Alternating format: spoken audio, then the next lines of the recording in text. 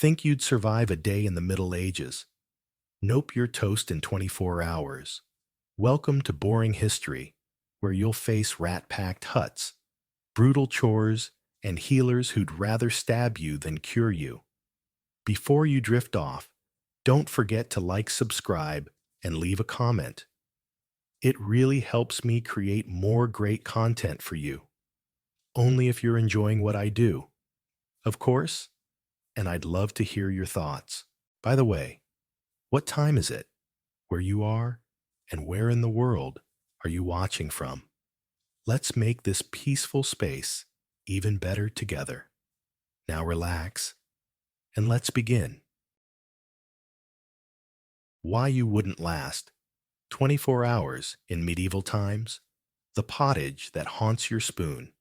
Welcome to 1295. Edith, a weary peasant scraping by in a muddy English village where your kitchen's a smoky fire pit, your pantry's a corner of dirt, and your daily menu's a grim choice between hunger and something that might just kill you. You thought your 2025 microwave dinners with their soggy veggies mystery meat and that one weird aftertaste were a culinary low point. Think again, because you're hunched over a hearth that's coughing more smoke than a 2025 vape convention, stirring pottage, a watery weevil. Infested sludge of turnips, cabbage, and despair cooked for days in a pot that's seen better centuries, per medieval dietary records. This isn't soup. It's a survival tactic, the medieval equivalent of your mom's mystery stew. Except instead of hiding broccoli, it's hiding bugs and dirt clods. Your kids are begging for bread, dense black and spiked with ergot, a rye fungus that could spark hallucinations, burning sensations, or death, possibly fueling witch hunt frenzies per historians. Water's a plague-ridden death trap, so you're chugging 8 pints of small ale a day, kids included because brewing kills germs per 13th century studies. You're standing in your one-room hut, your wool tunic itching like a cheap Halloween costume, and your boots caked in mud, stickier than your 2025 coworker's gossip, dodging Wat the Gong. Farmer's stench as he passes by, and you're tempted to chuck the pot out the window. But hunger's a harsher master than any lord. This isn't just cooking. It's a medieval gauntlet, and you're dodging starvation with a splintery spoon. You're in your hut, a drafty box of wattle and daub that makes your 2025 studio apartment look like a penthouse with a fire pit spitting sparks and a single shelf holding a sad onion, a lump of rye flour, and a jug of ale that's safer than the village well's sewage stew. You thought your 2025 grocery delivery, with its pre-chopped kale and organic quinoa, was a meal prep lifesaver. In 1295, your grocery store is a patchy garden you've been weeding by hand, and your menu is pottage, a gloopy mess you've been nursing for 4 days, adding scraps as you eat. Because waste is a sin, and starvation's a neighbor. You're tossing in a wilted turnip, your hands raw from digging, hoping it masks the weevils you saw crawling in the pot yesterday. Because medieval records say pottage was a peasant's mainstay, often more grit than nourishment. You're tempted to call it dinner, but it's a far cry from the grand feasts of movie nights with their turkey legs and golden goblets. Those are for lords, not you. And the closest you get to meat is a scrap of pork, so close to rotten, you hold your nose per accounts of scarce protein. You're stirring, coughing through smoke thicker than a 2025 rush hour fog, and you're praying the pottage doesn't turn your gut or your mind, because ergot's a sneaky killer and you're not ready to see demons or join a witch hunt. Bread's your other staple, but it's no 2025 artisan sourdough with its fluffy crumb and Instagram glow. This is a dark, dense slab of rye and barley ground between stones that chip into the flour, giving every bite a gritty crunch that could crack a 2025 dentist's drill per milling records. You're kneading dough, your arms aching like you've been hauling 2025 Black Friday deals, knowing the flour might hide ergot fungus that sent whole villages tripping or dying per historical links to mass hysteria. You're tempted to skip the bread, but it's 60% of your diet per peasant accounts, and without it, you're facing a hunger that gnaws harder than Watt's stories about his gong farming gigs. You're shaping a loaf, dodging Watt's offer to taste your dough. He's got a nose for free food and a stench that clears the hut, and you're tempted to barter for a scrap of salt fish. But the village's fish is weeks old, reeking like a 2025 dumpster per coastal trade notes. You're tempted to dream of the Lord's spiced venison, but you shake it off because your pottage and bread are what you've got, and they're worth more than a noble's feast if they keep you alive. Water's the real kicker. You can't drink it because the village wells a cocktail of human waste and dead rats. A plague risk that makes 2025 tap water look like a spa treatment. You're pouring small ale, a weak 1-3% brew. That's your hydration breakfast, insanity, with kids as young as 5, sipping it per dietary studies. Because boiling kills germs, where wells breed death. You thought your 2025 coffee addiction, with its $5 lattes and jittery buzz, was a crutch. Try downing 8 pints of ale daily, a necessity that's got your kids burping like 2025 frat boys, and you're dodging Watt's joke about watering it down with well water, because even he knows that's a death sentence. You're tempted to ration the ale, but it's your lifeline, and the village is buzzing with tales of folks who drank water and didn't see the next harvest per health records. You're tempted to pray for a clean spring, but you settle for a swig, because faith and ale are your true anchors in this medieval mess. The village is a chorus of hunger, with every hut stirring its own grim pottage and kneading ergot-laced bread, because famine's always one bad crop away. Per 1295 manor accounts, you overhear the blacksmith's wife griping about a spoiled fish that walked itself out of the pot, and you're tempted to laugh, but you're too busy guarding your ale jug from Watt, who's sniffing around like a 2025 pickpocket.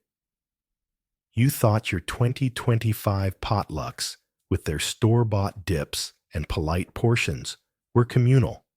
Try a village where every neighbor swaps scraps, onions, barley a moldy crust, because sharing survival, and a full pot's a status symbol per communal records.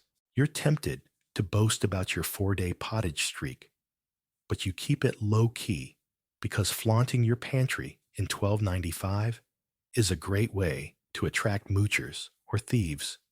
You're ladling out bowls, your kids grimacing at the weevil crunch, and you're proud because this pottage is your family's shield, even if it haunts your spoon and your nightmares.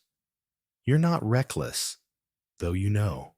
Food's a gamble. One bad batch of ergot and you're hallucinating witches. One spoiled scrap, and you're down like the village that lost half its folk to bad rye per records. You're also aware of the stakes. If you don't eat, you're too weak to plow, and your family's facing winter with empty bellies. The tavern warns of pottage that turned guts and bread that broke teeth. And you're double-checking every turnip like a 2025 health inspector, because you're not letting this pot betray you.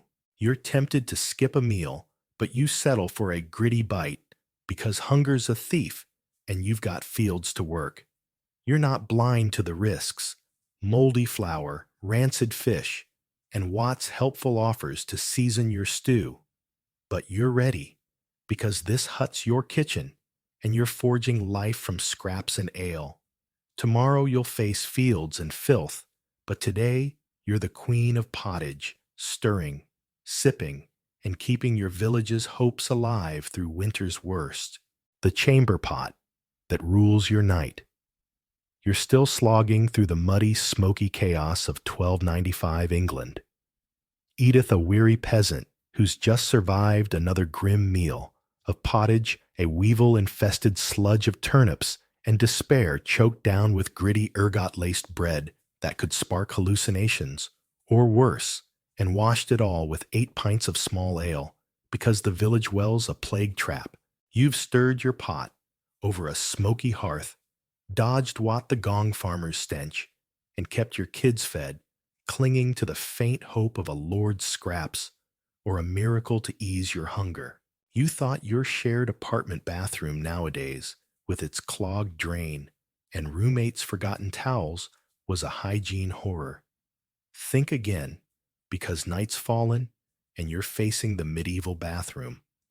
A chamber pot under your bed that's less toilet and more nightmare bucket, where flushing means shouting Gardy Lou and tossing waste into the street per urban customs. You're tiptoeing across your hut's dirt floor, your wool tunic itching like a flea circus, praying you don't trip over the pot or meet Wat, whose gong farming job, hauling human waste, earns 4 times your pay, but smells like a landfill's revenge per village records.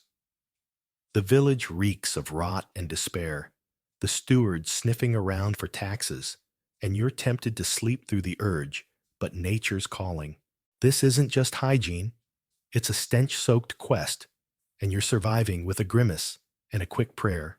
You're in your one-room hut, a drafty wattle and daub shack, where the fire pit's embers glow like a dying hope, and the air's thick with smoke sweat and the faint whiff of yesterday's pottage. Nowadays, you'd have a porcelain throne with a flush valve and scented candles to make bathroom breaks bearable. But in 1295, your throne is a chipped clay pot tucked under a straw pallet shared by you, your kids, and whatever vermin sneak in per peasant accounts. You're squatting over it, your knees creaking like the village mill, hoping to finish before your youngest wakes and knocks it over, because cleaning a spilled chamber pot is a medieval nightmare no one preps you for. You're tempted to hold it till dawn, but the pot's already half full, and waiting means a stench that'll choke the hut worse than the village's open sewer by the river, a monster of stink that makes noses weep per London's Thames descriptions. You're dodging the urge to gag your tunic reeking of smoke and toil, and you're praying the pot doesn't overflow before you can haul it to the street where you'll yell Gardy Lou from the French Gardez Low, meaning watch the water, though it's anything but hoping no one's passing below per town, rules that limit dumping after 10 p.m. The village's sanitation is a grim joke. There's no sewer system, no garbage trucks, just pits and rivers where waste festers, making the air a toxic brew of human filth, tanning chemicals and rotting scraps per hygiene records. Nowadays, you'd have sanitation crews and air fresheners to tame the smell. But in 1295, you're dodging Wat the Gong farmer, who prowls at night carting cesspit muck beyond the village walls for a wage 4 times yours per labor accounts. Though he's banned from taverns for his stench, a smell so vile it could scatter a church choir. You're tempted to envy his pay, but one whiff of his cart piled high with what you'd rather not name reminds you why you stick to plowing. You're hauling the pot to the window, your arms trembling, and you're tempted to dump it now. But a neighbor's shout of Gardy Lou and a splash below warn you to wait. Because getting hit by someone else's waste is a 1295 rite of passage you'd rather skip. You're praying for a breeze, but the village's odor clings like a curse, and you're starting to think the Lord's garderobes, stone seats dropping waste, 70 feet to the moat. Per Dover Castle, fines are a luxury worth dying for. The village is buzzing with sanitation gripes because every hut wrestles its own chamber pot, and the river's so foul It could knock out a horse, per chroniclers, who called it a beast of reek. You overhear the blacksmith's wife cursing a misaimed dump that splattered her washing, and you're tempted to laugh, but you're too busy guarding your pot from Watt, who's sniffing around for a chance to inspect it, likely to skim his cut before carting it off.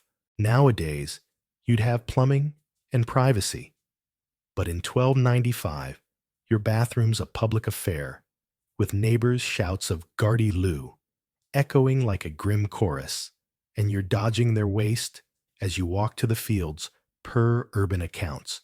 You're tempted to barter for a scrap of wool rich folks' toilet paper, per records, but your leaves and left hand are free, if less than ideal, and you're not wasting grain on luxuries. You're tempted to boast about keeping your pot unspilled, but you keep it low-key because flaunting your hygiene in 1295 is a great way to jinx it or attract Watt's nosy help. You're pouring carefully, your nose wrinkled, and you're proud because this pot's your nightly battle, even if it rules your dreams with its stench. You're not reckless. Though, sanitation's a gamble. One spilled pot, and your hut's a cesspit. One bad aim, and you're the village pariah, like that woman shunned for hitting the priest per gossip.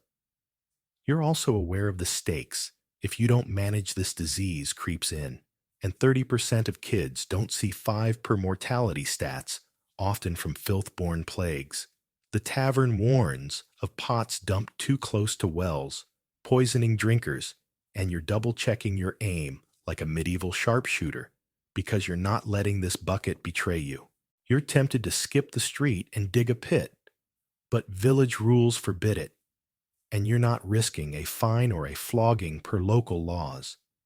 You're not blind to the risks, stray splashes, Watt's greedy eyes, and a steward who'd tax your waste if he could. But you're ready, because this hut's your battlefield, and you're forging survival from filth and caution. You're not alone, though. The village is a network of pot emptiers, each family dodging the same stench, sharing warnings, like watch the west window, to avoid a dousing per communal habits, like the 1289 hamlet, that banded together to dig a shared cesspit per records. You trade a nod with a neighbor for her tip about timing dumps after midnight, because 1295's about teamwork, and a shared dodge is a cleaner village. You're tempted to dream of the Lord's garderobes, maybe with stone seats and no street tossing, but you shake it off because your chamber pot's your reality, and it's worth more than a noble's privy if it keeps you alive. You're tempted to curse the filth medieval records say 40% of diseases spread from bad sanitation, but you keep it cool because wasting energy's a sin. And you're not tempting fate. You're dumping nose-pinched heart steady, and you're savoring every stench-soaked survival 1 second, because this isn't just hygiene. It's a medieval epic, and you're the peasant, scarred but stubborn, ruling the night with a pot that haunts your soul. The fields that break your bones. You're still slogging through the muddy, smoky chaos of 1295 England. Edith, a weary peasant who's endured pottage laced with weevils and ergot bread that could send you tripping into a witch hunt frenzy, all washed down with 8 pints of small ale, because the village well's a plague trap. You've mastered the art of dodging Watt's gong farming stench and tossing your chamber pot's contents with a shouted "Gardy Lou," keeping your hut just shy of a cesspit while outsmarting the village's reeking streets. You thought your desk job nowadays, with its air-conditioned office and ergonomic chair, was a grind that left you drained. Think again, because dawn's breaking, and you're yoking oxen to a wooden plow, ready to tear through fields from sunrise to sunset, burning 4,000 calories daily per medieval harvest records, with tools so crude they'd make a modern farmer weep. You're trudging through mud, your wool tunic itching like a swarm of fleas, your hands blistered from a sickle that's more rust than blade, working for a lord who'll snatch half your crop. The village buzzes with tales of broken backs and meager wages, Watts lurking with stories of pure finders scraping dog dung for pennies, and you're tempted to collapse in the furrows, but 2 pennies a day barely enough for 2 loaves. Per labor accounts keep you swinging. This isn't just work, it's bone-breaking survival, and you're a medieval mule toiling for scraps in a world that grinds you down. You're in the fields, a patchwork of dirt and despair that makes a modern community garden look like a royal estate with oxen plodding slower than a village gossip's tongue and a plow that's more splinter than tool digging furrows for barley you'll never fully own. Nowadays, you'd have tractors and automated seeders to make farming a breeze. But in 1295, your machinery is a pair of oxen that'd rather nap than pull. And your tech is a sickle, so dull it could barely cut a roomer per agricultural records. You're heaving the plow, your back screaming like you've been hauling a week's groceries up 10 flights, burning calories faster than a marathon runner, because harvest season means 16-hour days under a sun that bakes you like the Lord's bread. Per manor logs, you're tempted to rest, but the steward's circling his velvet cloak, absurdly clean, ready to dock your grain. If you slack, and you're dodging Watt's tales of tanners, wading in urine, or blacksmiths choking on forge fumes, jobs that yellow the skin, or blind the eyes per trade accounts. You're praying for a breeze, but the fields are a furnace, and you're starting to think the Lord's cushy hall is a myth worth dying for. Your kids aren't spared, your 7-year-old's already eyeing an apprenticeship, bound to a blacksmith or weaver for 14 years of 6-day weeks per guild rules, because in 1295, childhood's a luxury and labor's a birthright. Nowadays, kids have summer camps and iPads, but here they're hauling water or gleaning stray grains their hands as calloused as yours by 10. You're tempted to dream of a trade, maybe weaving, tholooms, break fingers, or baking. Though ergot's a baker's curse, but 90% of the village are peasants like you per population, stats chained to the Lord's land with no escape. You're dodging Watt's pitch to join the pure finders scavenging dog dung for tanners' vats, a job for the desperate that pays a penny, a pile per urban records, and you're tempted to laugh, but your own wage, 2 pennies for a day's plow, enough for 2 loaves, makes his offer less absurd. You're tempted to curse the Lord's tithe, which claims half your barley, but rebellion's a flogging offense, and you're not risking your kid's next meal for a moment's defiance. The village is buzzing with labor talk because every soul's breaking their back for scraps from farmers to link boys lighting nobles' paths with torches for a crust per trade logs. You overhear the blacksmith's wife griping about her husband's burns and a tanner's apprentice whining about urine-soaked hands, and you're tempted to nod, but you're too busy yanking the plow, your shoulders knotted like the village gossip's lies. Nowadays, you'd have labor laws and coffee breaks, but in 1295, your union is a shared grunt with the drover, and your break is a swig of ale between furrows, because stopping means no pay, and no pay means no bread. You're tempted to boast about plowing 3 rows, today a record for your aching frame, but you keep it low-key, because bragging in 1295 is a great way to jinx it or draw the steward's eye. You're slicing through dirt, your breath ragged, and you're proud, because these fields are your family's lifeline, even if they're breaking your bones and your spirit. You're not reckless, though you know labor's a gamble. One snapped plow, and you're idle, earning nothing. One bad harvest, and the Lord's tithe leaves you starving like the 1295 famine, that culled a third of a nearby village per records. You're also aware of the stakes. If you don't work, your kids go hungry, and winter's a wolf at your door. The tavern warns of plowmen lamed by overwork, or tanners poisoned by their vats, and you're double-checking your sickle's edge like a medieval surgeon because you're not letting a dull blade betray you. You're tempted to slack, but you settle for steady swings because haste is a field's worst enemy, and you've got mouths to feed.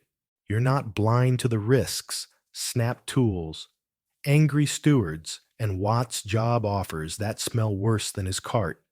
But you're ready because these fields are your crucible, and you're forging survival from sweat and soil. You're not alone, though.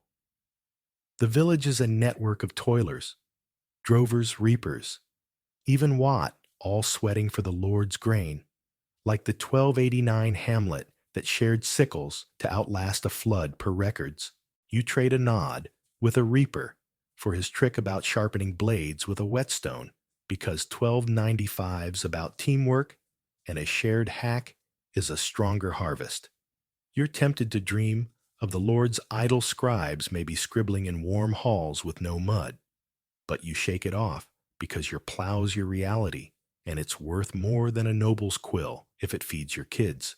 You're tempted to curse the grind medieval records, say 40% of peasants died from overwork or hunger, but you keep it cool because wasting energy's a sin, and you're not tempting fate.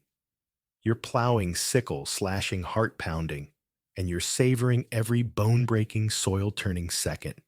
Because this isn't just labor, it's a medieval epic, and you're the peasant scarred, but stubborn forging life from fields that grind you to dust. The leeches that steal your blood. You're still slogging through the muddy, smoky chaos of 1295 England. Edith, a weary peasant who's endured pottage crawling with weevils, chugged small ale to dodge plague-ridden well water, emptied chamber pots with a shouted Gardy Lou to avoid turning your hut into a cesspit, and plowed fields from dawn to dusk, burning 4,000 calories for a lord who claims half your barley. You've outsmarted Watt's stench, kept your kids fed, and hauled your aching body through furrows, clinging to the faint hope of surviving another harvest. You thought a trip to the doctor nowadays, with its long waits and overpriced prescriptions, was a healthcare hassle. Think again, because a fever's gripped you, and you're facing medieval medicine.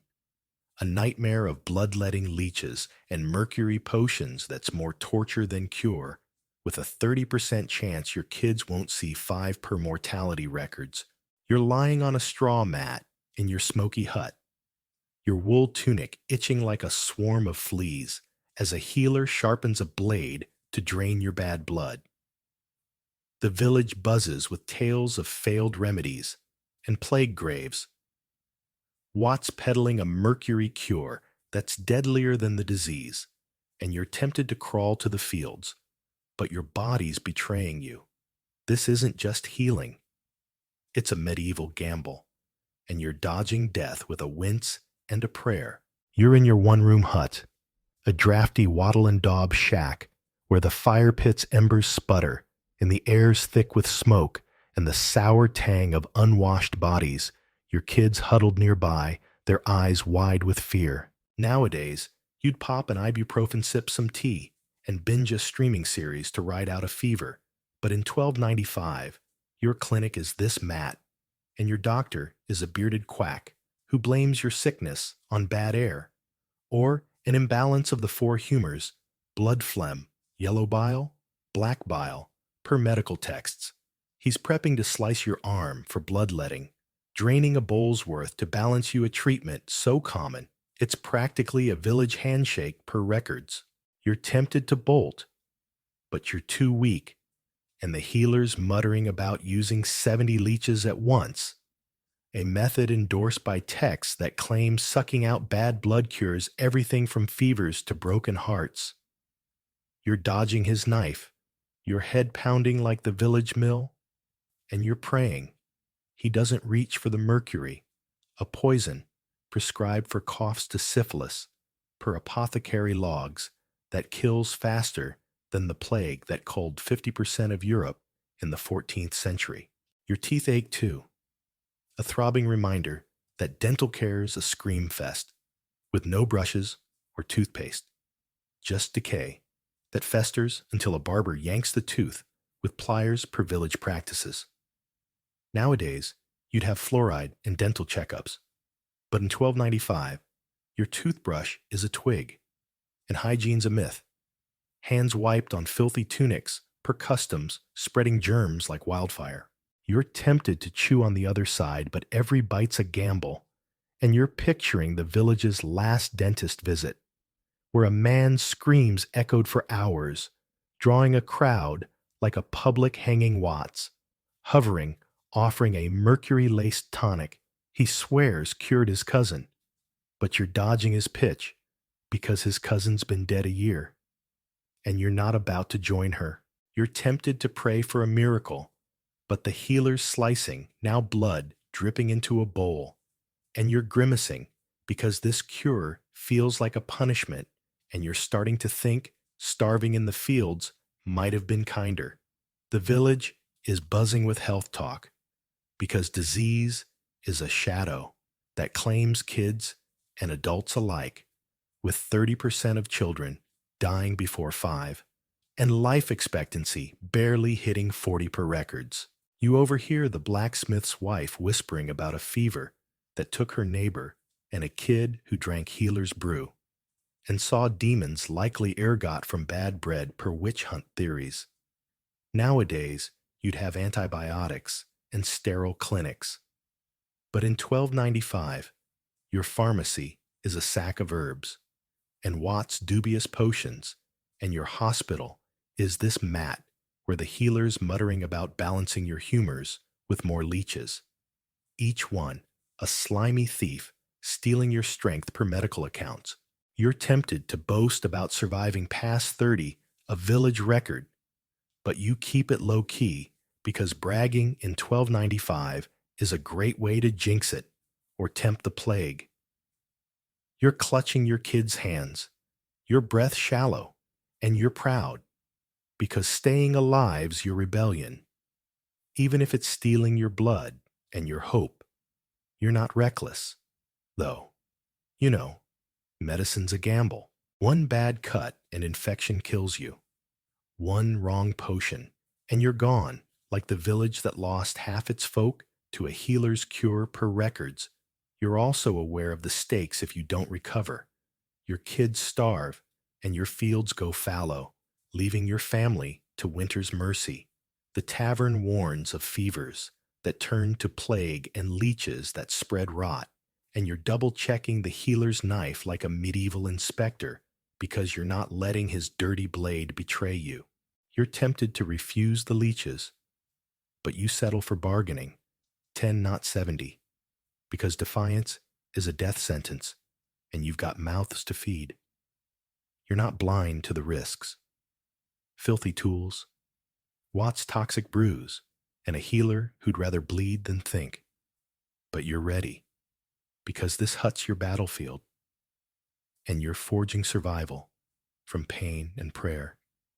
You're not alone, though. The village is a network of survivors, mothers, farmers, even Watt, all dodging the same plagues, sharing herbs or warnings about quacks, like the 1289 Hamlet that pooled willow bark to ease fevers per records. You trade a nod with a neighbor for her tip about boiling ale to clean wounds. Because 1295's about teamwork, and a shared remedy's a stronger village. You're tempted to dream of the Lord's physicians maybe with cleaner knives and no leeches, but you shake it off because your healer's your reality, and he's worth more than a noble's quack if he keeps you breathing. You're tempted to curse the cures. Medieval records say 40% of patients died from treatments, but you keep it cool because wasting energy's a sin, and you're not tempting fate. You're enduring blood, dripping heart steady, and you're savoring every pain-soaked, life-clinging second. Because this isn't just healing, it's a medieval epic. And you're the peasant scarred, but stubborn, dodging death, with leeches that steal your blood. The ordeal that burns your soul. You're still slogging through the muddy, smoky chaos of 1295 England. Edith, a weary peasant who's endured weevil-ridden pottage and ergot-laced bread, dodged plague-soaked well water with 8 pints of small ale, outmaneuvered the stench of chamber pots with a shouted Gardy-Loo plowed fields, from dawn to dusk for a lord's tithe, and survived a fever with bloodletting and leeches that stole more than your strength. You've kept your kids, fed your hut, livable, and your body working, clinging to the faint hope of outlasting winter's bite. You thought a courtroom nowadays, with its fines and paperwork, was an unfair hassle. Think again, because you're accused of stealing a loaf from the Lord's baker, facing a justice system that's less fair than a rigged carnival game and deadlier than the plague that killed half of Europe. You're trembling in the village square, your wool tunic itching like a swarm of fleas as a crowd gathers betting on your fate, like it's a medieval blood sport. Over 200 crimes, even chopping a tree, carry the death penalty per legal records. And proving innocence means carrying red-hot iron or sinking in a river. Per ordeal accounts, Watt's whispering about nobles buying their way out, and you're tempted to confess, but torture awaits. This isn't just justice, it's a cruel lottery. And you're praying for mercy in a game rigged to burn your soul. You're in the square, a muddy patch, ringed by huts that makes a modern courthouse look like a palace, with the steward looming his velvet cloak, absurdly clean, and a priest muttering about divine judgment.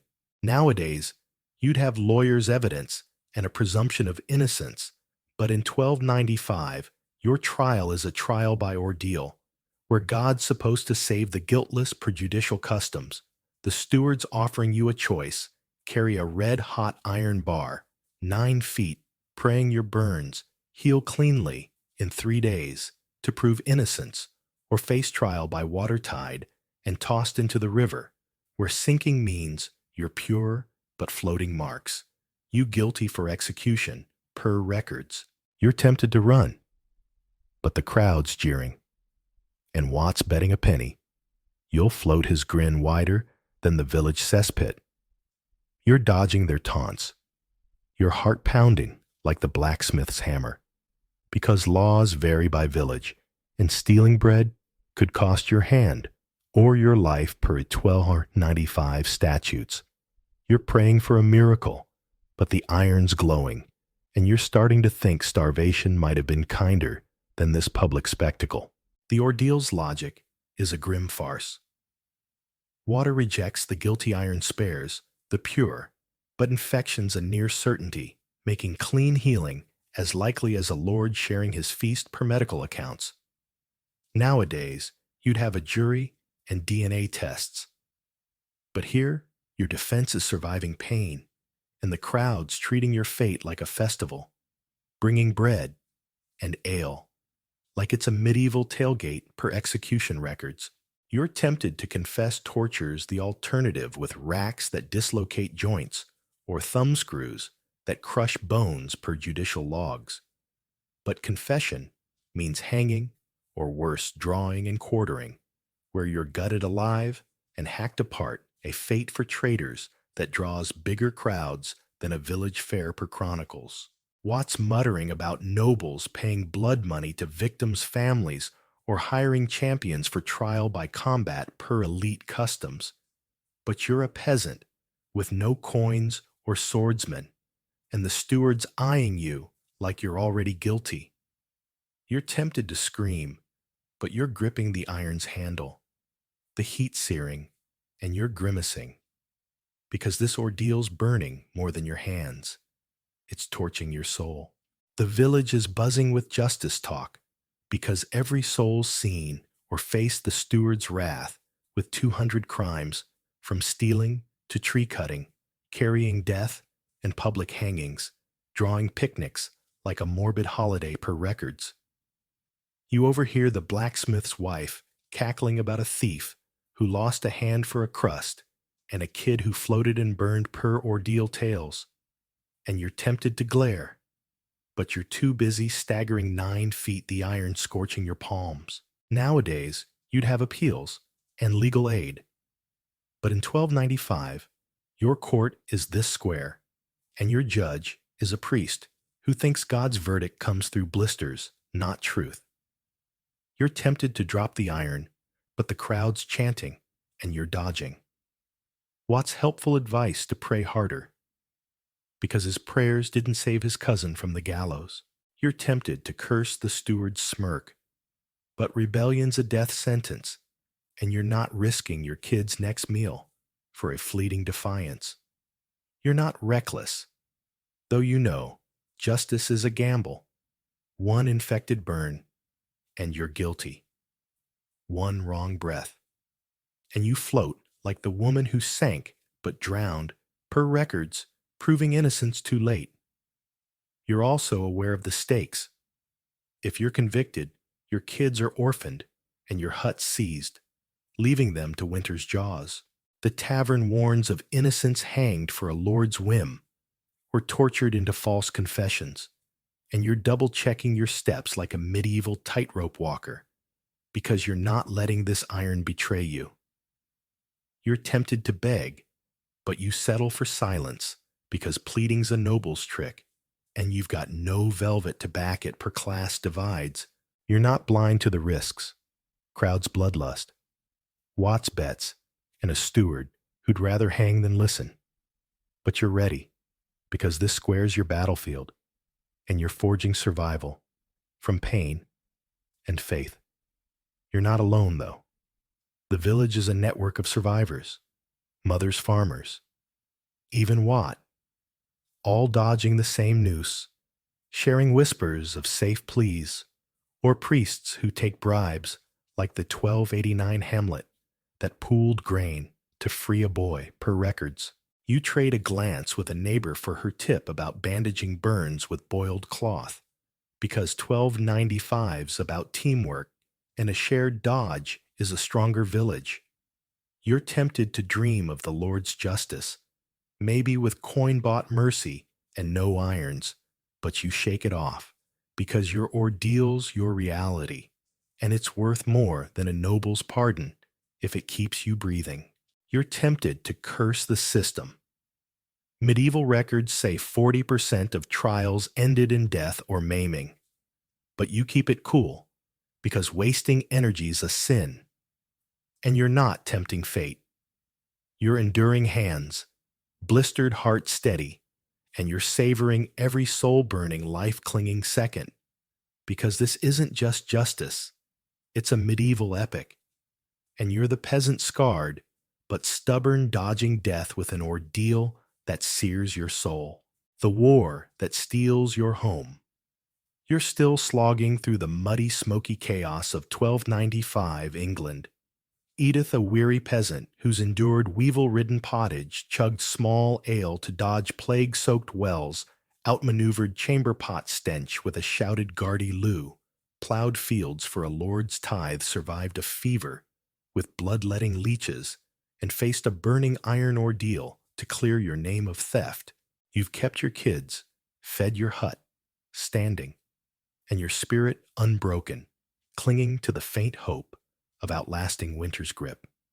You thought news of distant wars nowadays, with their TV reports and diplomatic tweets, was unsettling. Think again, because war's shadow has fallen, and a roving army's looting your crops, burning huts, and leaving starvation in its wake, like the 100 Years' War's 116-year grind per records. You're huddled in your one-room hut, your wool tunic itching like a swarm of fleas clutching your kids as soldiers clad in cloth gambesons, not shining plate ransack, your barley, per village accounts. Longbows, pierce armor from 200 yards. Sieges turn towns to rat-eating desperation, And disease kills more than swords, per Crusade's stats. Watts whispering of fleeing, and you're tempted to run. But roads mean death, and staying risks slaughter. This isn't just war. It's a medieval apocalypse, and you're dodging ruin with a whisper and a prayer. You're in your hut, a drafty wattle and daub shack, where the fire pit's embers flicker and the air's thick with fear and smoke. Your kids trembling as shouts echo from the village square. Nowadays, you'd watch conflicts on a screen safe in your living room, but in 1295, war's at your door, with soldiers pillaging grain and torching fields to starve you out, a tactic that left villages ghost towns per chronicles. You're peeking through a crack in the wall, your heart pounding like the village mill as men in padded gambesons, not the costly plate armor of knights per equipment records, steal your harvest, their longbows slung across backs, each capable of punching through oak at 200 yards per battle accounts. You're tempted to confront them. But battles like Towton in 1461 killed $28,000 in a day, many frozen in snow, before swords clashed per records, and a peasant's defiance means a quick blade or a burning hut. You're dodging the urge to scream your kids' eyes wide, and you're praying the soldiers move on, because staying means risking a siege. Paris in 885, 8 rats, and worse, per siege, logs. And fleeing means starvation on bandit-riddled roads. Disease is war's deadliest shadow, killing more than arrows, with armies breeding filth that fells half their men before battle per Crusade's data. Nowadays, you'd have vaccines and hospitals, but in 1295, your medicine is a rag soaked in ale and dysentery, or smallpox could sweep your village faster than the soldiers' torches per health records. You're tempted to barricade the door. But Watt's muttering about a siege nearby, where a castle held out for months, its folk eating leather, and tapestries, per siege accounts. And you're picturing your kids gnawing boots. You're dodging Watt's plan to flee to the hills. His last scheme landed him in a ditch, and you're not trusting his navigation per his gong farming mishaps. You're tempted to hide your grain, but soldiers sniff out caches like hounds, and you're praying they spare your hut, because losing it means winter's a death sentence, and you're not ready to bury your kids in the snow. The village is buzzing with war talk, because every soul's felt the soldier's boot, with tales of razed hamlets and sieges lasting years. Like Candia's 21-year ordeal per records, you overhear the blacksmith's wife whispering about a village slaughtered men, women, kids, no mercy per chronicles, and a farmer who fled only to starve, and you're tempted to cry, but you're too busy hiding your last barley sack under the straw, your hands shaking like the village bell. Nowadays, you'd have refugee aid or insurance, but in 1295, your safety net is a neighbor's whisper or a shared crust, and you're dodging Watt's helpful offer to guard your hut for a cut of your grain, because his loyalty's as shaky as his cart per gossip. You're tempted to boast about saving half your crop, but you keep it low-key, because flaunting your stash in 1295 is a great way to draw thieves or soldiers. You're clutching your kids, your breath shallow, and you're proud, because keeping them alive's your defiance, even if war's stealing your home and your hope. You're not reckless, though you know war's a gamble. One wrong move, and soldiers burn your hut. One bad choice, and you're starving on the road, like the 1289 village that fled and vanished per records. You're also aware of the stakes. If you lose your home, your kids face winter with nothing, and you're not letting that happen. The tavern warns of armies that slaughter for sport, or sieges that turn neighbors to cannibals, and you're double-checking your hiding spot like a medieval strategist, because you're not letting these soldiers betray you. You're tempted to fight, but you settle for silence because defiance is a noble's game and you've got no sword to play it per class divides. You're not blind to the risks torched fields, diseased camps, and Watt's schemes that smell worse than his cart. But you're ready because this hut's your fortress and you're forging survival from fear and cunning. You're not alone, though.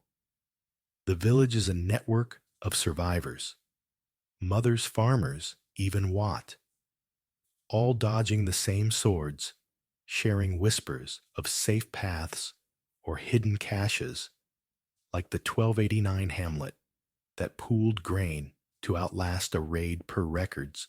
You trade a glance with a neighbor for her tip about burying food in the woods, because 1295's about teamwork and a shared secret's a stronger village. You're tempted to dream of the Lord's castle, maybe safe behind stone walls, but you shake it off because your hut's your reality, and it's worth more than a noble's keep if it shelters your kids. You're tempted to curse the war. Medieval records say 40% of villages were razed in conflicts, but you keep it cool because wasting energy's a sin and you're not tempting fate. You're hiding heart-pounding spirit unbroken, and you're savoring every fear soaked life-clinging second. Because this isn't just survival, it's a medieval epic, and you're the peasant scarred but stubborn, guarding your home against a war that steals everything. The village that smells like despair. You're still slogging through the muddy, smoky chaos of 1295 England. Edith, a weary peasant who's endured weevil-ridden pottage, chugged small ale to dodge plague-soaked wells, mastered chamber pot dumps with a shouted Gardy Lou, plowed fields for a lord's tithe, survived leeches and bloodletting. For a fever, cleared your name in a scorching iron ordeal, and hidden from soldiers looting your crops in a war's brutal wake. You've kept your kids fed, your hut standing, and your spirit unbroken, clinging to the faint hope of outlasting winter's claws. You thought your cramped apartment nowadays, with its thin walls and noisy neighbors, was a privacy nightmare. Think again, because you're living in a one-room hut where every meal, sleep, and squabble's a public affair. The village reeks of waste-tanning urine and despair, and lice are your closest roommates per Hygiene accounts. Entertainments, watching executions, or bear-baiting superstition fuels witch scares, and the feudal system locks you in as a peasant, 90% of the population, per records, with no escape. You're scratching your scalp, your wool tunic, itching like a swarm of fleas, dodging Watt's herb pouch to mask the stench. And you're tempted to scream, but ale's your only solace. This isn't just living. It's a medieval endurance test, and you're a survivor, scarred but stubborn, in a world that smells like doom. You're in your hut, a wattle and daub shack, where the fire pit smoke chokes the air and a single straw pallet crams you. Your kids, and the occasional traveler per household records, making privacy a fairy tale. Nowadays, you'd have locked doors and noise-canceling headphones. But in 1295, your bedroom is this dirt-floored room where snores, farts, and your neighbor's midnight pot dumping echo like a grim symphony per village accounts. You're tempted to shush your kids' chatter, but they're swapping tales of witches' village gossip. Says old Meg's a sorceress because her cow died per superstition logs, and you're dodging their lice combed out with a bone tool that's more hope than help per grooming records. The village's stench is a beast-human waste. Butcher's blood-tanning vats urine and smoke from every hearth per urban descriptions, so thick you're clutching a rag to your nose, wishing for Watt's posy of herbs, a medieval air freshener that barely dents the reek per custom notes. You're tempted to flee to the fields, but the mud's worse. and you're praying for a breeze that doesn't carry the river's monster of stink. Life's a public stage with no corner to hide your thoughts or tears, unlike today's private homes and personal spaces. You're washing twice a year per hygiene accounts because bathing's a disease risk per medieval beliefs in a bucket shared with your kids, while Watt's peeking through the door, his gong farming tales as unwelcome as his smell. You're tempted to dream of the Lord's manor, maybe with curtains and fewer lice, but 90% of the village are peasants like you, chained to the feudal ladder's bottom, per population, stats with no climb possible. Your clothes, two rough linen shifts, and a wool tunic itch like a punishment, rarely washed and worn to tatters per wardrobe records, unlike today's closets of soft cotton and weekly laundry. You're dodging Watt's gift of a lice comb because his generosity comes with a leer, and you're tempted to snap it, but you need every tool, and you're not wasting a chance to scrape off the crawlers that make your scalp a battlefield. Entertainment's no escape. It's blood-soaked with public hangings, drawing crowds like a modern concert, complete with ale and bread, per execution records, or bear baiting, where dogs tear at chained beasts per village pastimes. You're tempted to stay home, but staring at your hut's walls is grimmer. And the kids beg for a bard's tale, a rare treat that's months away, per traveling performer logs. Superstitions your village's heartbeat, eclipses spark end-of-world panics, and Meg's witch label could burn her per witch hunt accounts, making you watch your words, because a stray curse could mark you next. The village buzzes with fear from demon tales to bad air, causing plagues per belief records, and you're tempted to scoff, but you're too busy checking the sky for omens, because in 1295, doubt's a luxury, and you're not risking a curse. You're clutching your ale jug, your kids whispering, and you're proud, because surviving this village's despair is your rebellion, even if it smells like a sewer and feels like a cage. You're not reckless, though you know life's a gamble. One wrong word, and you're a witch. One bad day, and lice or hunger win, like the 1295 village that lost half its folk to plague per records. You're also aware of the stakes. If you falter, your kids face winter's hunger, and you're not letting that happen. The tavern warns of witches burned and kids lost to filth, and you're double-checking your words like a medieval diplomat because you're not letting gossip betray you. You're tempted to hide, but you settle for blending in because standing out's a noble's game, and you've got no velvet to play it per class divides. You're not blind to the risks, mob panics, Watts leers, and a lord who'd tax your breath, but you're ready because this village is your crucible, and you're forging survival from filth and fear. You're not alone, though. The village is a network of grit mothers, farmers, even Watt, all dodging the same stench, and scares sharing whispers of safe herbs or witch-proof prayers like the 1289 hamlet that pooled rags to fend off lice per records. You trade a nod with a neighbor for her trick of airing tunics to kill fleas. Because 1295's about teamwork and a shared hacks, a stronger village. You're tempted to dream of the Lord's halls, maybe with clean air and no shared beds. But you shake it off, because your hut's your reality, and it's worth more than a noble's manor, if it shelters your kids. You're tempted to curse the despair.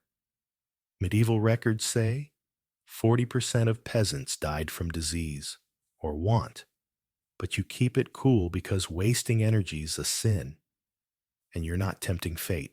You're enduring ale in hand, spirit steady, and you're savoring every despair-soaked, life-clinging second, because this isn't just living, it's a medieval epic.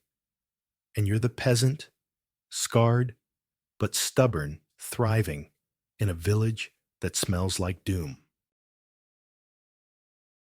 How medieval peasants kept hygiene without soap. The river. That's your spa. Welcome to 1295. Marjorie, a weathered peasant in a muddy English village, where your bathroom's a riverbank, your soap's a fantasy, and staying clean's a battle against filth that'd make a pig blush.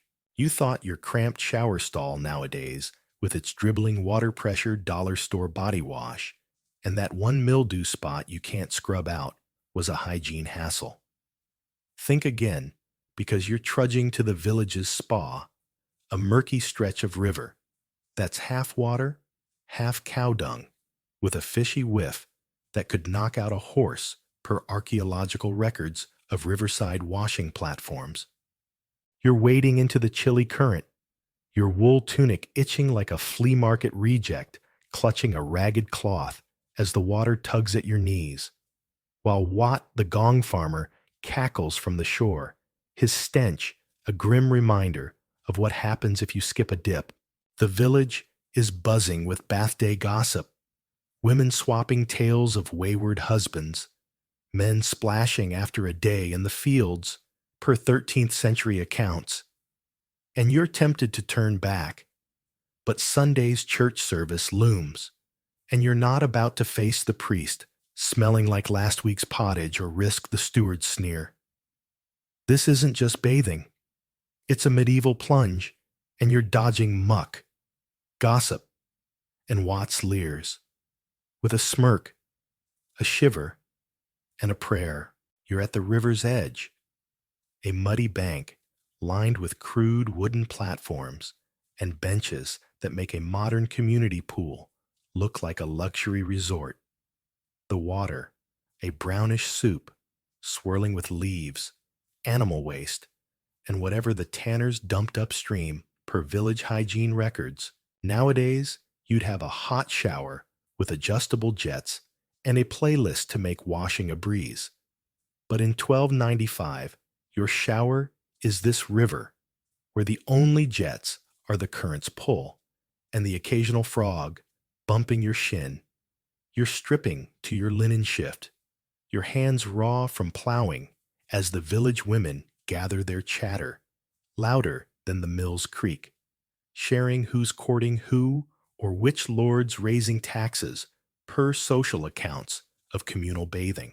You're tempted to dunk and dash, but bathing's a ritual, especially before church, when the priest's sermon on cleanliness stings worse than the water's chill, per ecclesiastical notes. You're dodging Watt's offer to guard your tunic for a sip of your ale, his grin as trustworthy as a fox in a henhouse, and you're praying the river's flow cleaner than standing water. Per medieval wisdom, won't leave you sicker than when you started. You're not naive, though. You know river bathing's a gamble. One wrong step, and you're slipping into a dung patch. One bad dunk, and you're swallowing something that'll have you praying for death, like the village kid who gulped river water and didn't see harvest per health records. You're wading downstream from the drinking water spot, a trick peasants learned the hard way, per archaeological evidence of designated washing zones, because nobody wants to sip what you're scrubbing off. You're tempted to skip the dip. The water's cold enough to freeze a saint's piety, and the crowd's eyeing your every splash, like it's village theater, but you're rubbing your arms with a cloth because a clean face means respect, and you're not letting Watt's taunts or the steward's taxes strip your dignity. You're picturing the miller's complaint from a 13th century record griping about naked bodies clogging his water wheel, and you're chuckling because your bath's already drawing stares from the men splashing upstream, their field dirt clouds drifting your way. You're tempted to curse the river's muck, but you're scrubbing your teeth, chattering, and you're proud because this dips your defiance against a world that wants you filthy. The village is a hive of bath day talk because every soul's fighting the same grime from the blacksmith's soot to the tanner's urine stink and the river's the only place to shed it per communal records. You overhear the blacksmith's wife boasting about her hot bath trick soaking in a bucket warmed by the hearth, a luxury you can't afford, and a kid whining about slipping on the platform per gossip accounts. Nowadays, you'd have private bathrooms and scented soaps. But in 1295, your spa is this public bank where women gossip about Watt's latest gong farming blunder, and men trade tips on dodging the bathing warden a grump, who ensures no one hogs the best spots per 1367 court records. You're tempted to claim a prime platform, but the warden's glaring, and you're dodging his stick because hogging's a fine, and you're not wasting your two-penny wage on his temper. You're tempted to boast about your clean shift, a rare win, but you keep it low-key, because flaunting your hygiene in 1295 is a great way to draw Watt's help, or a jealous neighbor's splash. You're scrubbing your skin tingling, and you're proud, because this river's your battlefield, even if it's a murky, smelly one. You're not reckless, though you know the river's a gamble. One bad current, and you're swept downstream. One wrong swallow, and you're bedridden like the 1295 outbreak that felled half a village from tainted water per plague records. You're also aware of the stakes if you don't clean up the priest's scorn, or the village's gossip could mark you as unclean, costing you trade or respect per social customs.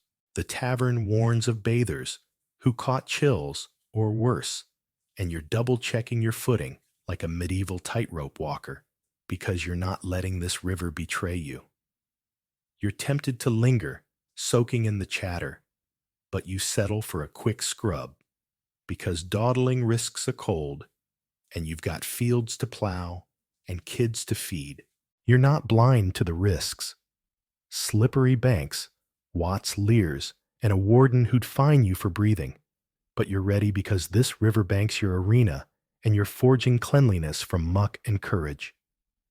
You're not alone, though.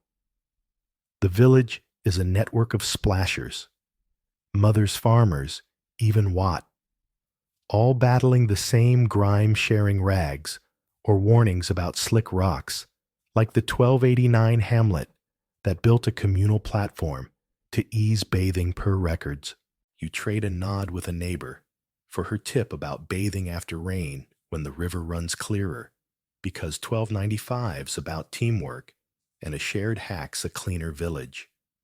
You're tempted to dream of the Lord's bathhouse, maybe with warm water and no cow dung, but you shake it off because this river's your reality, and it's worth more than a noble's tub if it keeps you presentable.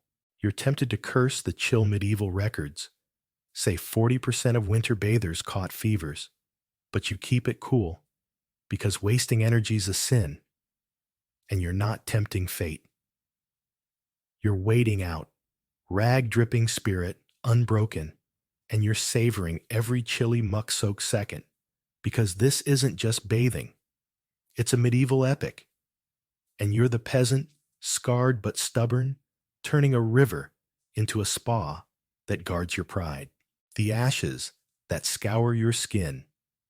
You're still slogging through the muddy, smoky chaos of 1295 England.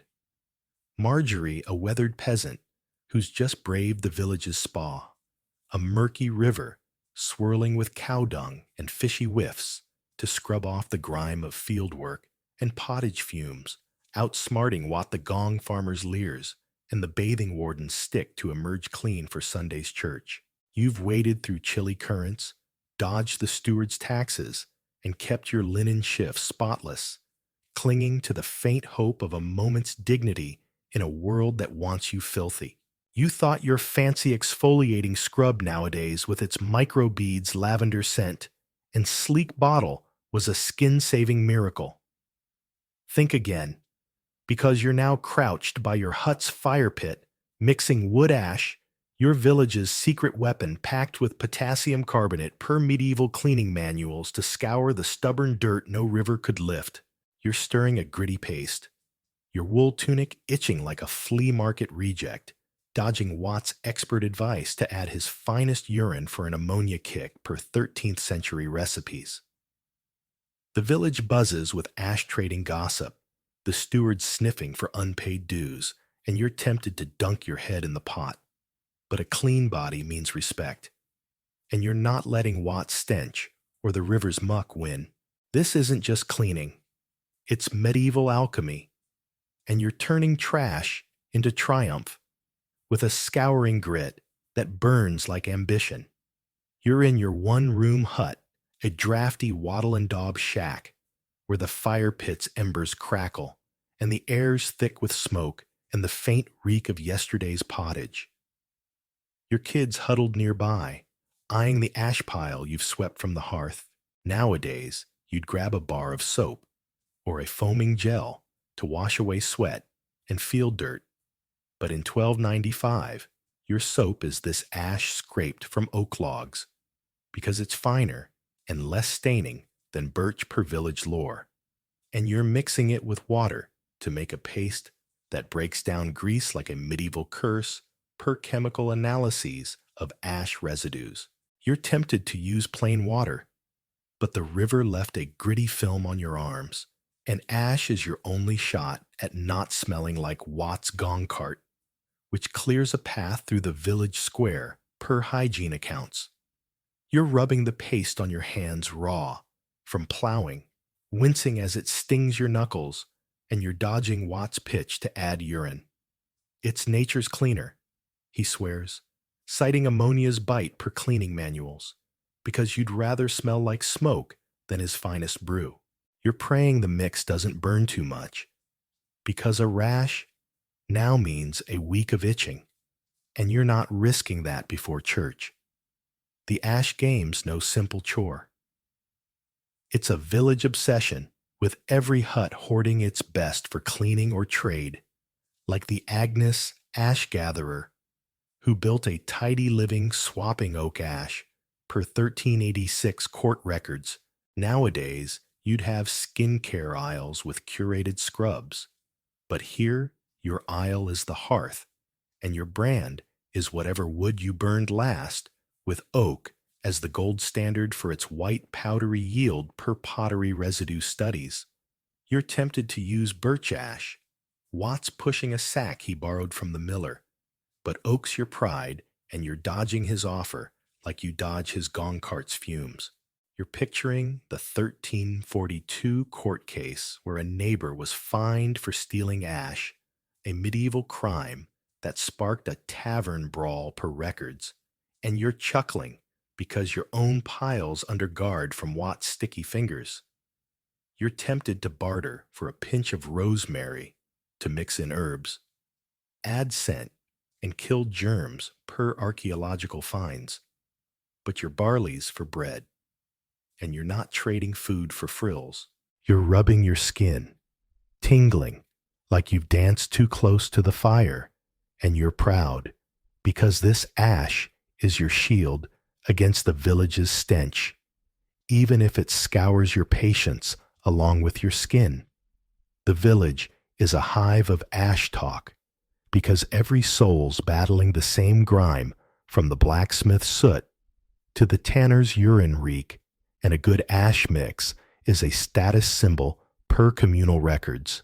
You overhear the blacksmith's wife bragging about her secret ash herb blend, claiming it outshines the priest's, and a kid whining about burning his hands with a bad batch per gossip accounts. Nowadays, you'd have dermatologist-approved cleansers, but in 1295, your spa is this hearth, where women trade ash recipes like modern chefs, swap spice blends, and men argue over which wood's best per social customs. You're tempted to join the chatter, but Watt's hovering offering a premium mix that smells suspiciously like his cart, and you're dodging his deal because his last gift left your hands red for a week. You're tempted to boast about your oak ash, a rare haul from a fallen branch, but you keep it low-key because flaunting your stash in 1295 is a great way to draw Watt's borrowing or a neighbor's envy. You're mixing your fingers gritty, and you're proud because this pastes your rebellion against a world that wants you reeking like a barnyard. You're not reckless, though you know ash is a gamble. One bad mix, and you're nursing burns. One wrong herb, and you're itching worse than Watt's lice, like the 1295 villager who used pine ash and couldn't work for days per health records. You're also aware of the stakes if you don't clean up the priest's sermon on unclean souls hits harder, and village trade shuns the smelly per social accounts. The tavern warns of ash that stung, or herbs that turned sour, and you're double-checking your mix like a medieval chemist because you're not letting Watt's dodgy urine betray you. You're tempted to rush, but you settle for a careful stir because haste is a scrub's worst enemy, and you've got kids to feed and fields to plow.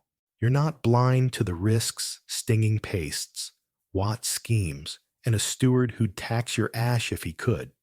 But you're ready, because this hearth's your crucible, and you're forging cleanliness from soot and sweat. You're not alone, though. The village is a network of ash mixers, mothers, farmers, even Watt, all battling the same filth, sharing pinches of sage or warnings about birch's bite, like the 1289 Hamlet that pooled ash to outlast a lean winter per records. You trade a nod with a neighbor for her trick of adding mint for scent, because 1295's about teamwork, and a shared recipe's a cleaner village. You're tempted to dream of the Lord's soaps, maybe scented with roses and no grit, but you shake it off because your ash is your reality, and it's worth more than a noble's lather if it keeps you presentable. You're tempted to curse the sting medieval records say 40% of ash users got rashes from bad mixes, but you keep it cool because wasting energy's a sin and you're not tempting fate.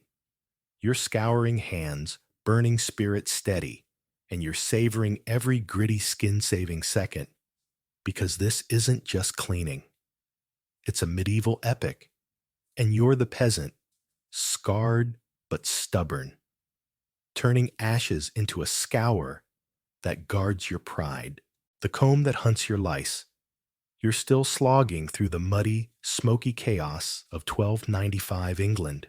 Marjorie, a weathered peasant who's braved the village's murky river spa to scrub off field grime, outsmarting what the gong farmer's leers and the bathing warden's stick, then scoured your skin with oak ash paste, dodging Watt's rancid urine enhancer to emerge clean enough for Sunday's church.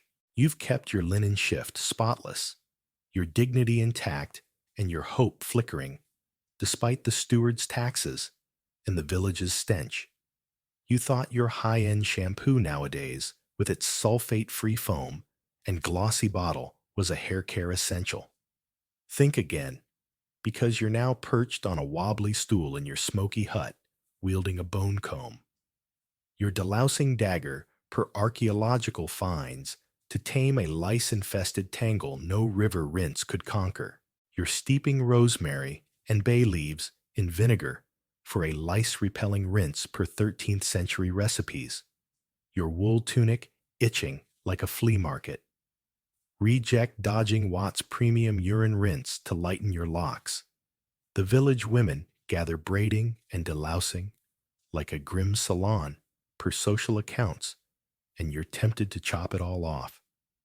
But a clean scalp's your pride, and you're not letting Watt's stench or the village's gossip win. This isn't just grooming, it's a lice hunting quest, and you're battling bugs with a comb, a curse, and a grimace. You're in your one-room hut, a drafty wattle and daub shack where the fire pit's embers glow, and the air's thick with smoke, and the faint whiff of yesterday's pottage. Your kids hovering as you unravel your hair. A knotted mess that's home to more lice than the village has rumors. Nowadays, you'd lather up with a floral shampoo and a massaging scalp brush. But in 1295, your shampoo is a vinegar brew, steeped with rosemary and bay leaves. They're insecticidal oils, a medieval weapon against the crawlers that make your scalp a battlefield per recipe books. You're pouring it on your eyes, stinging like you've walked through Watt's gong cart fumes. And you're tempted to skip the rinse, but lice are a village scarlet letter, and you're not facing the priest's raised eyebrow at church per social customs. You're yanking your comb's fine teeth crafted for snagging eggs per ninth century finds through knots. Each tug, a jolt of pain that'd make a modern spa-goer faint. And you're dodging Watt's offer of a brightening urine rinse, claiming it'll make your hair glow like a noble's per grooming lore. You're praying the vinegar works, because a louse sighting now means gossip that'll outlast your barley crop. The comb's no toy. It's a two-sided marvel, one end with wide teeth for detangling the other with needle-fine teeth that hunt lice like a medieval bounty hunter found in homes, from peasants to palaces per archaeological records. Nowadays, you'd have electric clippers or detangling sprays. But here, your salon is this stool, and your stylist is your neighbor, Agnes, whose deft hands braid, while picking nits, turning your hut into a grim beauty parlor, per communal accounts. You're tempted to hand her the comb, but Agnes's help comes with a lecture on your neglected scalp, and you're dodging her judgment like you dodge Watt's stench. You're picturing the village women's delousing circle, a ritual where gossip flows faster than the river, whose husband's straying, who's shorted the Lord's tithe per social records, and you're tempted to join, but Watt's lurking, offering a deal on a bone comb.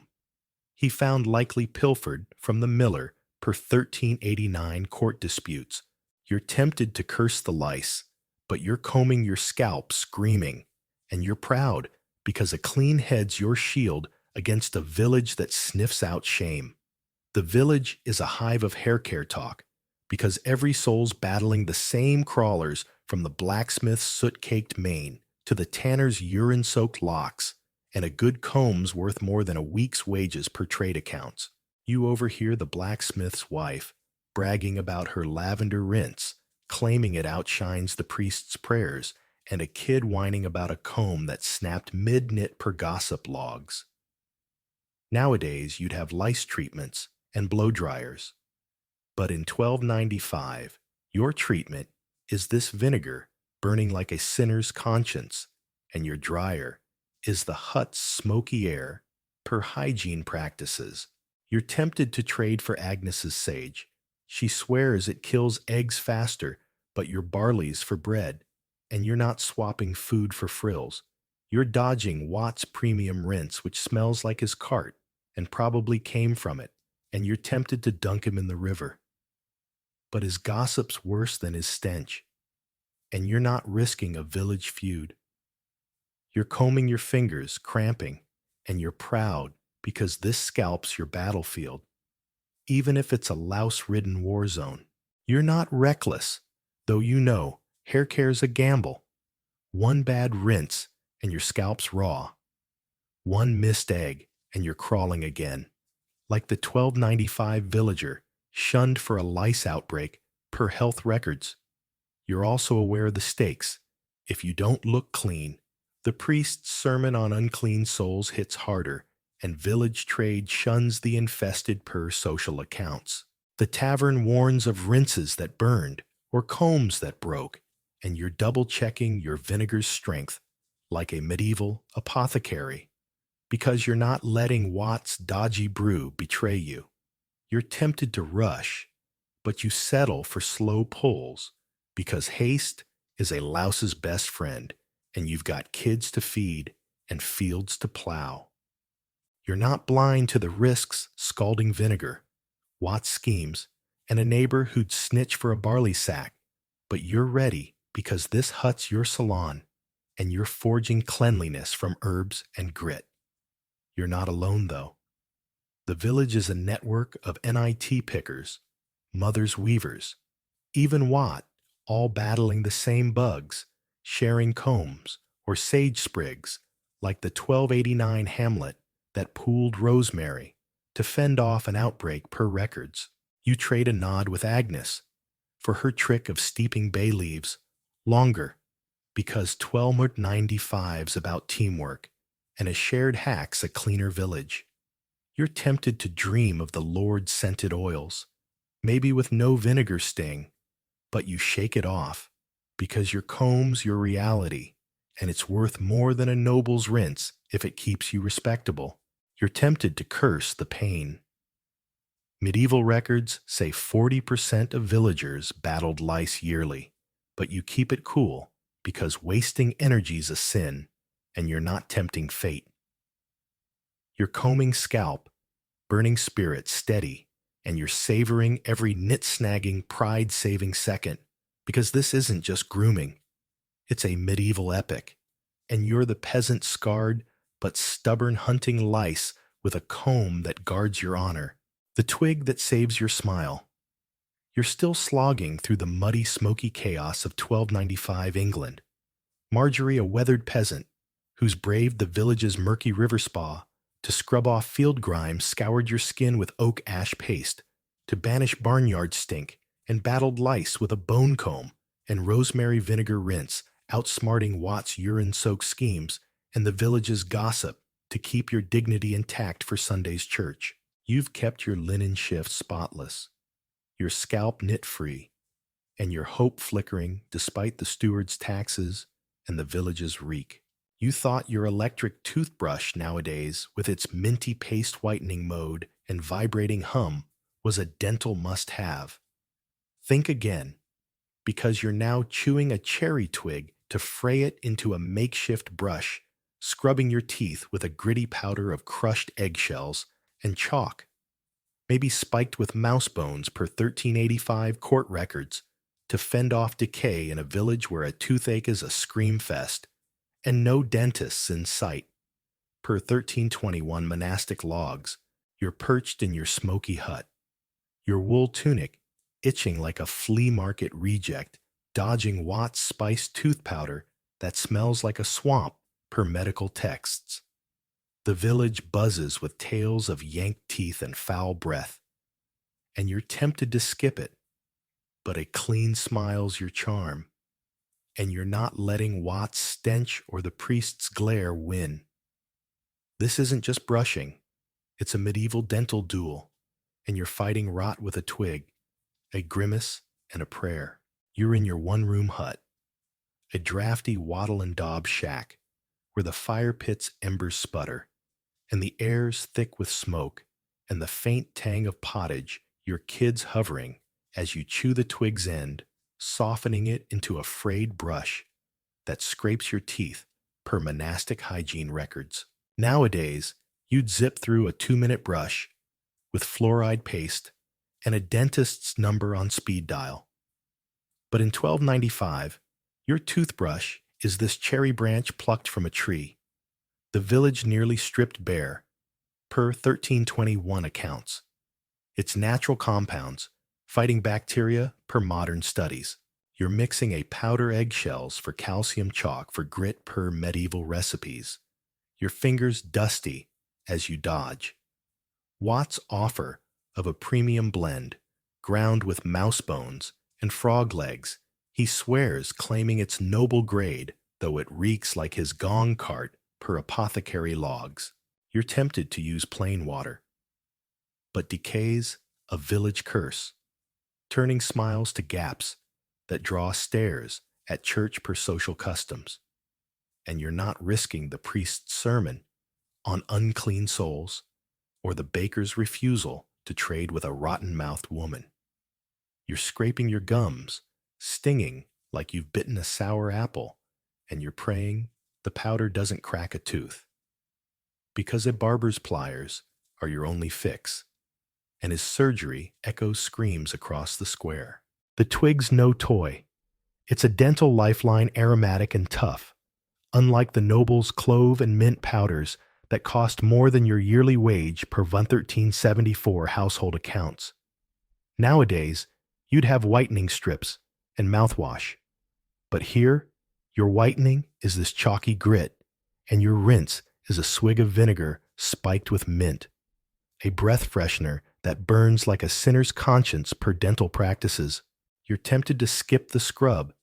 Every scrape feels like a duel with your own mouth. But a toothache's a death knell, with no painkillers, and barbers who yank teeth like they're pulling weeds per village records. You're picturing the village's last dental visit, where a man's wails drew a crowd bigger than a hanging per gossip accounts, and you're dodging Watt's helpful powder, likely cut with swamp muck, because his last cure left a kid spitting for days per tavern tales. You're tempted to barter for Agnes's sage. She swears it kills rot faster, but your barley's for bread, and you're not trading food for frills. You're rubbing your jaw, aching, and you're proud, because a clean smile's your shield against a village that sniffs out shame, even if it's a gritty, painful fight.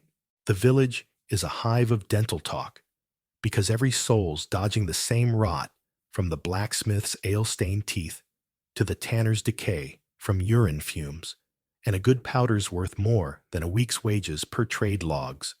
You overhear the blacksmith's wife bragging about her secret mint rinse, claiming it outshines the priest's prayers, and a kid whining about a twig that splintered per gossip accounts. Nowadays, you'd have dental clinics and floss. But in 1295, your clinic is this stool, and your dentist is Agnes, who's inspecting your teeth like a livestock trader muttering about neglect per communal hygiene notes. You're tempted to snap at her, but her sage rinse tip saved your breath last month, and you're dodging her judgment like you dodge Watt's stench. You're tempted to boast about your cherry twig, a rare find from a storm-felled branch, but you keep it low-key, because flaunting your dental kit in 1295 is a great way to draw Watt's borrowing or Agnes's envy. You're scrubbing your gums, throbbing, and you're proud, because these teeth are your charm, even if they're fighting a war against decay. You're not reckless, though you know dental care's a gamble. One bad twig, and you're spitting splinters. One wrong powder, and you're gagging like the 1295 villager who used a mousebone mix and lost a tooth per health records. You're also aware of the stakes. If your smile goes the village's gossip brands, you foul costing you trade or respect per social accounts. The tavern warns of powders that burn gums or barbers who yank the wrong tooth, and you're double-checking your mix like a medieval alchemist because you're not letting Watt's swampy blend betray you. You're tempted to rush, but you settle for slow scrapes because haste is a tooth's worst enemy, and you've got kids to feed and fields to plow. You're not blind to the risks, cracked teeth, Watt's scams, and a priest who'd shame you for a gap, but you're ready because this hut's your dental clinic, and you're forging cleanliness from chalk and grit. You're not alone, though. The village is a network of tooth scrubbers, mothers, weavers, even what all, battling the same rot, sharing mint sprigs or warnings about bad chalk, like the 1289 Hamlet that pooled sage to fend off decay per records. You trade a nod with Agnes for her trick of mixing cloves for breath, because 1295's about teamwork, and a shared hack's a cleaner village. You're tempted to dream of the Lord's spice powders, maybe with no chalky grit, but you shake it off because your twig's your reality, and it's worth more than a noble's rinse if it keeps you smiling. You're tempted to curse the sting. Medieval records say 40% of villagers lost teeth to bad care, but you keep it cool because wasting energy's a sin, and you're not tempting fate. You're brushing gums, burning spirit steady, and you're savoring every gritty smile-saving second because this isn't just dental care. It's a medieval epic, and you're the peasant, scarred but stubborn, guarding your charm with a twig that saves your smile, the herbs that freshen your feet. You're still slogging through the muddy, smoky chaos of 1295 England. Marjorie, a weathered peasant who's braved the village's murky river spa to scrub off field grime, scoured your skin with oak ash, paste-battled lice with a bone comb and rosemary rinse, and chewed a cherry twig to fend off tooth decay, outsmarting Watt's swampy schemes and the village's gossip to keep your body and smile church ready. You've kept your linen shift spotless, your scalp knit free, your teeth intact, and your hope flickering, despite the steward's taxes and the village's reek. You thought your odor-eating insoles nowadays, with their gel cushions and charcoal layers, were a foot care godsend. Think again, because you're now stuffing mint and rosemary into your thin leather shoes, because barefoot fields and muddy paths leave your feet reeking like Watt's gong cart per 1378 cobbler guides. You're rubbing your soles with dried clay to soak sweat, a soldier's trick per 1385 military records. Your wool tunic itching like a flea market reject, dodging Watt's premium foot clay that's half dirt. The village buzzes with tales of smelly feet and bathhouse finds, and you're tempted to go barefoot forever. But clean feet mean respect, and you're not letting Watt's stench or the priest's glare win. This isn't just foot care. It's a medieval march, and you're freshening your soles with herbs, clay, and a grimace. You're in your one-room hut, a drafty wattle and daub shack where the fire pit's embers glow and the air's thick with smoke and pottage fumes. Your kids giggling as you sit on a wobbly stool, massaging your calloused feet, battered from barefoot treks through fields that make modern trails look like velvet carpets, per skeletal studies showing peasants' sturdy foot bones. Nowadays, you'd slip into cushioned sneakers with breathable mesh, but in 1295, your shoes are flimsy leather soles, more holes than hide per cobbler accounts, and you're stuffing them with mint and rosemary. They're antibacterial oils, a medieval shield against the funk of sweat and mud per 1378 hygiene guides. You're tempted to skip the herbs. Your feet ache like you've danced on coals, but smelly feet draw glares at church, where the priest's nose is sharper than his sermons per social customs, and you're not risking a scolding or a bathhouse ban, where the foot inspector finds the foul per 1367 court records. You're rubbing clay, your toes gritty, and you're dodging Watt's foot clay deal, likely scooped from a ditch, because his last bargain left Agnes's feet red per tavern tales. Going barefoot's your norm. Fields and paths toughen your soles better than any noble's boots, per archaeological evidence of healthier peasant feet. But shoes are a must for church, and yours reek like a tanner's vat after a day's plow per village complaints. Nowadays, you'd have foot powders and pedicures. But here, your spa is this clay, dried and crushed, to soak moisture like a soldier's march saver per military logs, and you're sprinkling it in praying. It doesn't clump like Watt's last batch per gossip accounts. You're tempted to let your feet breathe, but the bathhouse warden's stick stings worse than the steward's fines, and you're dodging his patrols like you dodge Watt's stench, which could scatter a flock of geese. You're picturing the 1367 court case where a farmer bribed the inspector with a chicken to pass a foot check per records, and you're chuckling because your mint's a better bribe if only you could spare it. You're tempted to barter for Agnes's time. She swears it kills odor faster, but you're barley's for bread, and you're not trading food for frills. You're massaging your soles, throbbing, and you're proud because clean feet are your badge, even if they're a muddy, sweaty fight. The village is a hive of foot care talk because every soul's dodging the same funk, from the blacksmith's soot-crusted toes to the tanner's urine-soaked heels, and a fresh foot's worth more than a day's wage per trade logs. You overhear the blacksmith's wife bragging about her secret sage stuffing, claiming it outshines the priest's incense, and a kid whining about clay that scratched per gossip accounts. Nowadays, you'd have antifungal creams and podiatrists. But in 1295, your doctor is this herb stash, and your clinic is this stool, where Agnes is inspecting your feet like a livestock trader, muttering about neglect per communal hygiene notes. You're tempted to snap at her, but her rosemary tip saved your shoes last month, and you're dodging her judgment like you dodge Watt's cart. You're tempted to boast about your mint haul, a rare find from a meadow patch, but you keep it low-key because flaunting your foot care in 1295 is a great way to draw Watt's borrowing or Agnes's envy. You're stuffing your fingers dusty, and you're proud because these feet are your march, even if they're a gritty, aching slog. You're not reckless, though.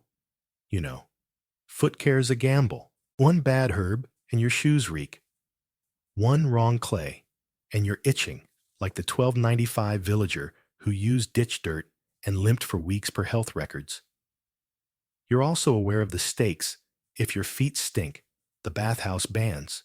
You, and village trade, shuns the foul per social accounts. The tavern warns of clays that burned, or herbs that molded, and you're double-checking your mint like a medieval apothecary because you're not letting Watt's dodgy dirt betray you. You're tempted to rush, but you settle for careful packing because haste is a foot's worst enemy, and you've got kids to feed and fields to plow. You're not blind to the risks, rotten herbs, Watt scams, and a warden who'd fine you for a whiff. But you're ready because this hut's your foot care clinic, and you're forging cleanliness from clay and grit. You're not alone, though. The village is a network of foot fresheners, mothers, drovers, even Watt, all battling the same stink, sharing sage sprigs or warnings about bad clay, like the 1289 Hamlet that pooled mint to fend off a bathhouse ban per records. You trade a nod with Agnes for her trick of drying time longer, because 1295's about teamwork, and a shared hack's a cleaner village. You're tempted to dream of the Lord's silk-lined boots, maybe with no sweaty funk, but you shake it off because your herbs are your reality, and they're worth more than a noble's souls if they keep you walking. You're tempted to curse the ache. Medieval records say 40% of peasants had foot sores from bad care. But you keep it cool because wasting energy's a sin, and you're not tempting fate. You're rubbing feet, tingling spirit steady, and you're savoring every herb-stuffed, odor-fighting second, because this isn't just foot care. It's a medieval epic, and you're the peasant scarred but stubborn, freshening your feet with herbs that guard your pride, the pomander that masks your stink. You're still slogging through the muddy, smoky chaos of 1295 England. Marjorie, a weathered peasant who's braved the village's murky river spa to scrub off field grime, scoured your skin with oak ash paste, battled lice with a bone comb, chewed a cherry twig to save your smile, and stuffed mint into your shoes to keep your feet from rivaling Watt's gong cart stench. You've kept your body church ready, your dignity intact, and your hope flickering outsmarting Watt's schemes and the village's gossip, despite the steward's taxes and the reek of tanneries. You thought your deodorant stick nowadays, with its crisp alpine scent and roll-on ease, was a hygiene hero. Think again, because you're now tucking a sachet of lavender and thyme into your tunic, a medieval air freshener per 1382. Household accounts to fight the village's stench. Human waste-tanning urine and smoke that could choke a dragon per urban records. You're dabbing vinegar rosemary mix on your wrists per 1367. Merchant guides, dodging Watt's premium pomander that smells like ditchweeds. The village enforces smell laws per 1371. London statutes, and you're tempted to let the stink win. But a sweet scent's your shield, and you're not letting Watts fumes or the priest's nose ruin you. This isn't just hygiene. It's a medieval perfume war, and you're battling odor with herbs, vinegar, and a grimace. You're in your one-room hut, a drafty wattle and daub shack where the fire pit's embers sputter, and the air's thick with smoke and pottage fumes. Your kids giggling as you sew a sachet, a scrap of linen stuffed with lavender you scavenge from a meadow per communal hygiene practices. Nowadays, you'd spritz a perfume or swipe on antiperspirant to mask sweat. But in 1295, your deodorant is this sachet pinned inside your tunic to fend off the village's miasma bad air. Blamed for plague, per medical beliefs, and you're tucking it close, hoping it lasts past Sunday's church, where the priest's nose is keener than his scripture per social accounts. You're tempted to skip it. The lavender's scarce, and sowing's a chore after plowing. But a foul whiff draws glares worse than a missed tithe, and you're dodging the smell warden, a village sniffer who finds the rank per 1371 town laws. You're dabbing vinegar mixed with rosemary on your wrists. Its sharp tang, a medieval Febreze per merchant recipes, and you're dodging. Watts pomander, a rag ball. He claims holds sage, but smells like his cart, per tavern, gossip. You're praying the sachet holds, because a stench now means a fine or a sermon, and you're not risking either. The sachet's no trifle. It's a lifeline, stuffed with Time's antibacterial oils, per archaeological finds, unlike the noble's pomanders.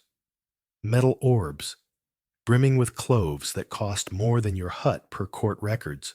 Nowadays, you'd have body sprays and scented lotions, but here your perfume is this linen scrap, and your lotion is a vinegar dab that stings like a wasp per hygiene logs. You're tempted to let the village's stink waste smoke and Tanner's vats win.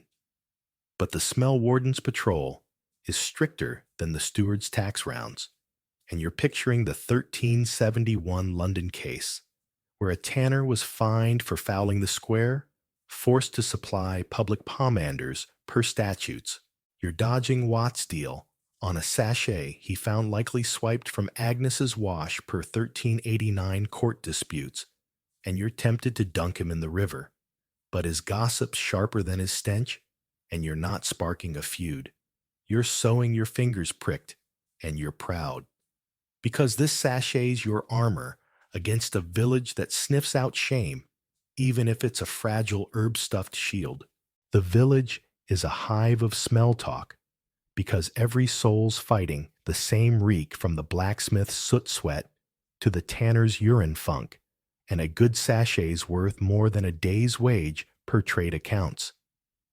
You overhear the blacksmith's wife boasting about her secret clove mix, claiming it outshines the priest's incense, and a kid whining about a sachet that spilled per gossip logs.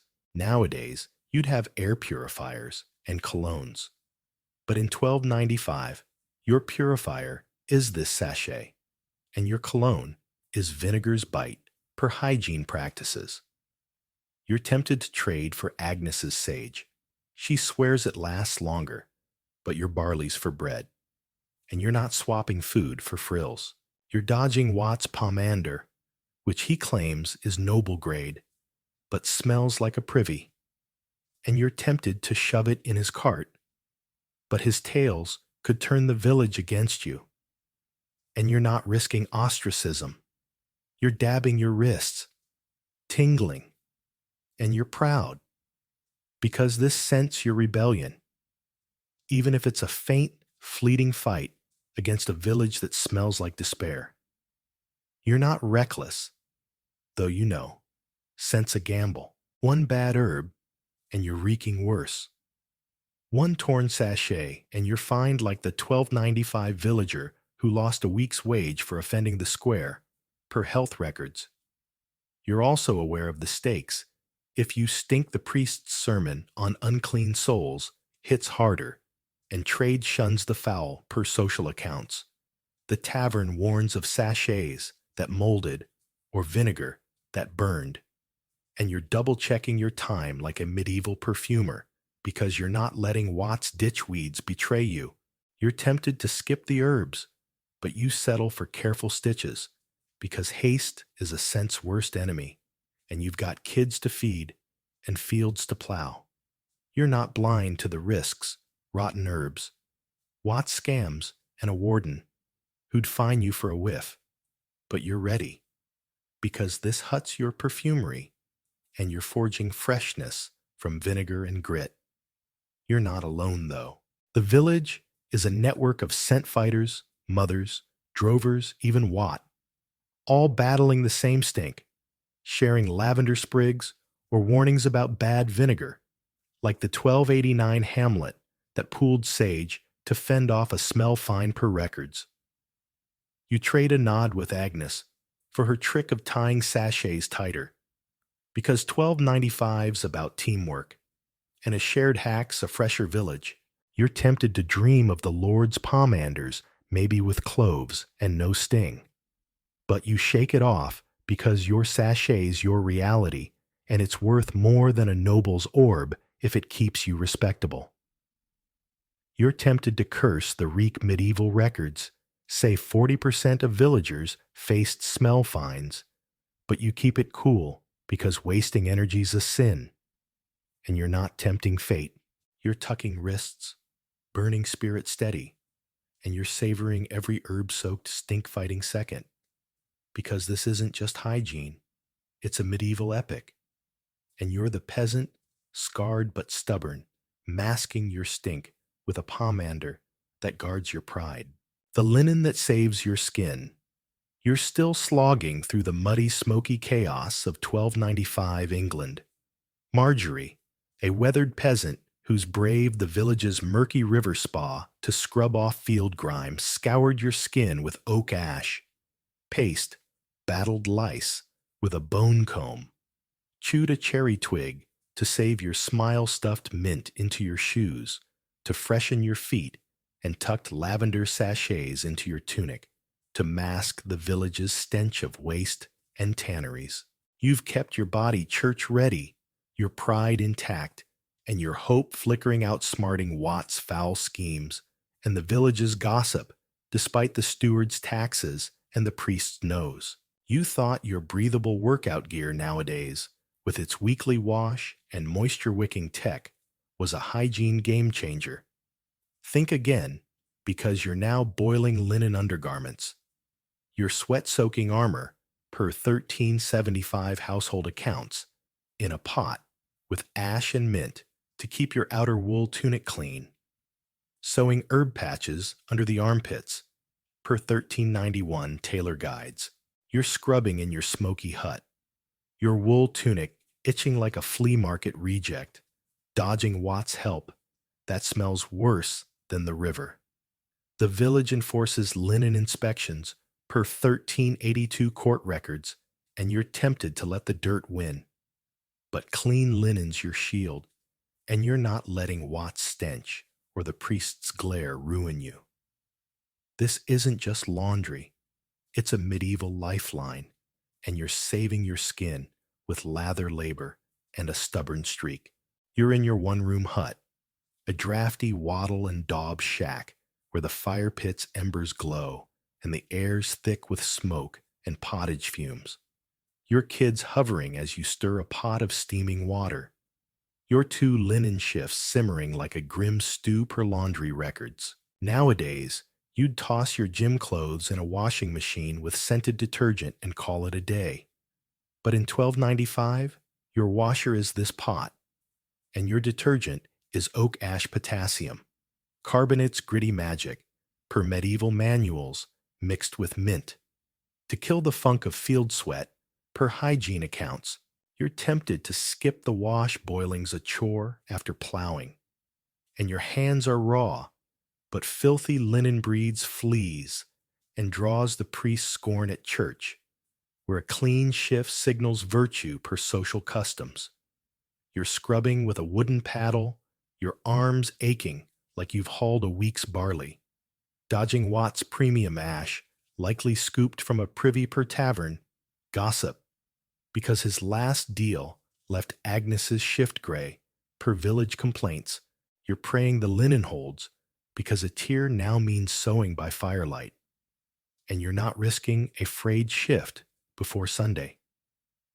Linen's your unsung hero, a breathable antibacterial layer that wicks sweat and spares your wool tunic per 1362 tailor guides, unlike the noble's perfumed shifts soaked in rose water per 1388 inventories.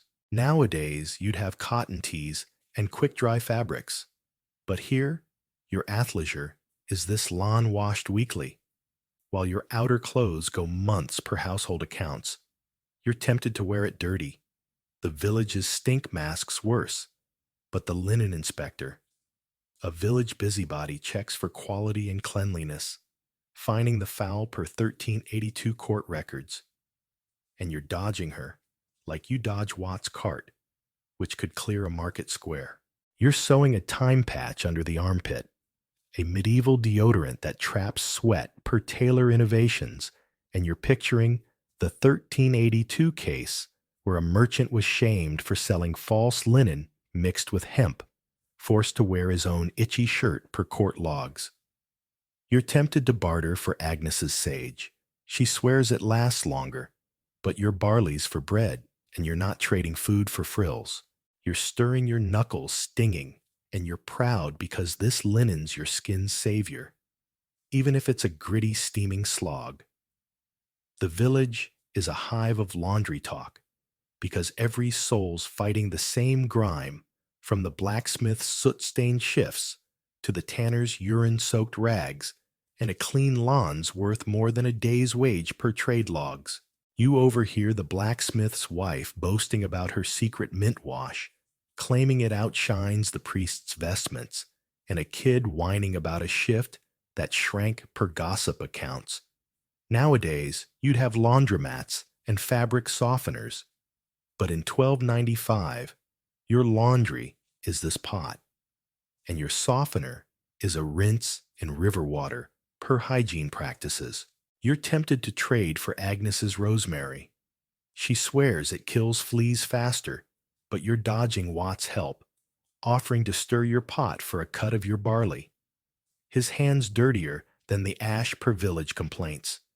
You're tempted to boast about your time patches, a rare sewing feat, but you keep it low-key, because flaunting your linen in 1295 is a great way to draw Watt's borrowing or Agnes's envy. You're scrubbing your arms, throbbing, and you're proud because this lawn's your lifeline, even if it's a steaming, stinging fight. You're not reckless, though you know laundry's a gamble. One bad ash, and your shift's gray. One wrong boil, and it's shrunk, like the 1295 villager who lost a week's trade for a foul shift per health records. You're also aware of the stakes. If your linen's dirty, the priest's sermon on unclean souls hits harder, and trade shuns the flea-ridden per social accounts. The tavern warns of washes that burned skin, or linens that tore, and you're double-checking your ash like a medieval chemist because you're not letting Watt's ditch dirt betray you. You're tempted to rush, but you settle for slow stirs because haste is a shift's worst enemy, and you've got kids to feed and fields to plow. You're not blind to the risks scalding water, Watt's scams, and an inspector who'd fine you for a stain. But you're ready because this hut's your laundromat, and you're forging cleanliness from ash and grit. You're not alone, though. The village is a network of linen scrubbers, mothers weavers, even Watt all battling the same fleas, sharing mint sprigs, or warnings about bad ash, like the 1289 Hamlet that pooled sage to fend off a flea plague per records.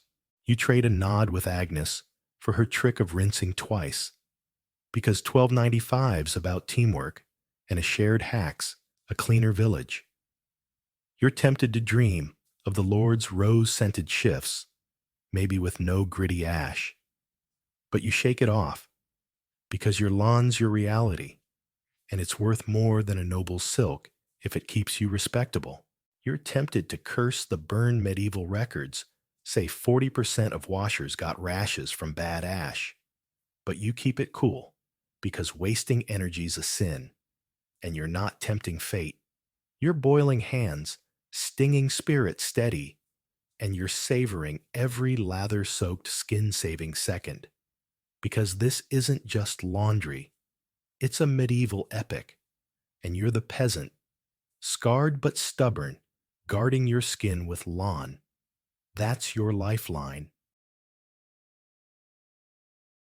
A medieval timekeeper's tangle, the sundial that steers your day. You're Aldrich, a frazzled timekeeper in a bustling English town, clutching a brass sundial like it's your only lifeline in a sea of impatient merchants, monks and farmers who'd rather hurl loaves than wait for your call. You thought your smartwatch nowadays, with its glowing digits, synced notifications, and smug little step counter, was a timekeeping marvel. Think again, because you're squinting at a sundial's shadow, a polished stick called a gnomon, casting faint lines on a stone disk, precise to 15 minutes when the sun's in a cooperative mood per medieval engineering records. You're planted in the market square, your wool tunic itching like a bad bargain, under the midday glare, adjusting the dial's angle as a baker hollers, "Is it noon yet, Aldrich? My bread's burning." The sun's your boss, but clouds are its tantrums, and you're dodging the baker's flour-dusted glares per 13th century merchant complaints, because a late call means late lunches, and that's a town riot waiting to happen. The square's a chaos of carts chatter and clucking hens, everyone eyeing your dial like it's a crystal ball, and you're tempted to blame a stray rooster for the delay, but a clean call's your pride, your one claim to respect in this muddy, shouting world. This isn't just timekeeping. It's a medieval tightrope, and you're balancing the sun's whims with a stick, a smirk, and a prayer to keep the town from erupting. The sundial's your stage, a carved stone slab in the square's heart, ringed by traders haggling over barley and monks muttering about vespers, its gnomon's shadow creeping like a reluctant snail per historical accounts of town timekeeping. Nowadays, you'd glance at your phone for the exact second, maybe even set a reminder to dodge the baker's wrath. But in this era, your tech is this dial, engineered to track the sun's arc, with markings adjusted for seasonal shifts. Per medieval astronomy texts, it's no crude toy. Some dials, like the gold-leafed ones in monasteries, boast gems for hour marks and Latin quips, like I mark only sunny hours per 13th century artifact descriptions. But yours is plain sturdy and finicky useless, under clouds, or at night, like a phone with no signal, per timekeeping logs. You're tempted to call noon early, the crowd's grumbling, and the butcher sharpening his cleaver with a pointed stare. But a wrong call sparks chaos, and you're not about to be the fool who sets the market off an hour early, per court records of timekeeper disputes. You're adjusting the dial, your fingers smudged with dust, praying the clouds hold off, because a shadowless dial's as useful as a chocolate lantern, and you're not risking the town's scorn for a guess. The square's a pressure cooker, with merchants demanding market hours, monks needing prayer times, and farmers wanting to know when to drive their pigs home, all hanging on your sundial's fickle shadow, per social accounts of communal timekeeping. Nowadays, you'd sync your schedule with a shared app, but here your app is this slab, and your sync is shouting noon when the shadow hits the mark, hoping the crowd agrees. per town crier logs. You're tempted to fudge the call, the bakers waving a burnt loaf, like a war banner, and the tanners muttering about lazy timekeepers. But you're double-checking the angle because moving the dial, even 50 miles north or south, throws it off like a GPS losing satellites per merchant relocation complaints. You're picturing the 13th century noble who sued a timekeeper for a wrong dial that delayed his feast per court records, and you're chuckling because your own crowd's ready to pelt you with cabbages if you miss the mark. You're tempted to hide behind the church wall, but you're squinting your neck, aching like you've been staring at a solar eclipse, and you're proud because this shadows your truth, even if it's a fleeting sun-dependent one. The town's a chorus of time-hungry voices, because every soul-smith weaver shepherd needs your call to keep their day spinning per market records, and the sundial's the only thing they trust more than the church bells, which are late half the time per 1342 complaints. You overhear the blacksmith's wife griping about a late market call that spoiled her cheese trade, and a monk muttering about missed matins per gossip accounts, and you're tempted to snap, but you're too busy realigning the dial, your hands trembling under the crowd's gaze. Nowadays, you'd have atomic clocks and time zones, but in 1295, your standard is this dial, and your zone is wherever the sun decides to shine, per astronomical notes. You're tempted to trade for the monastery's fancy dial with seasonal markings that adjust for the sun's path, but your barley's for bread, and you're not swapping food for frills per trade logs. You're dodging the butcher's hurry-up growl, his cleaver glinting, and you're tempted to call it quits, but a clean call's your honor, and you're not letting the crowd's impatience or the cloud's mischief steal it. You're adjusting your eyes burning, and you're proud, because this sundial's your scepter, even if it's a finicky shadow-chasing tyrant. You're not reckless, though you know sundials are a gamble. One cloud, and you're blind. One misaligned gnomon, and you're off like the 13th century timekeeper, fined for a dial that sent markets into chaos per court records. You're also aware of the stakes.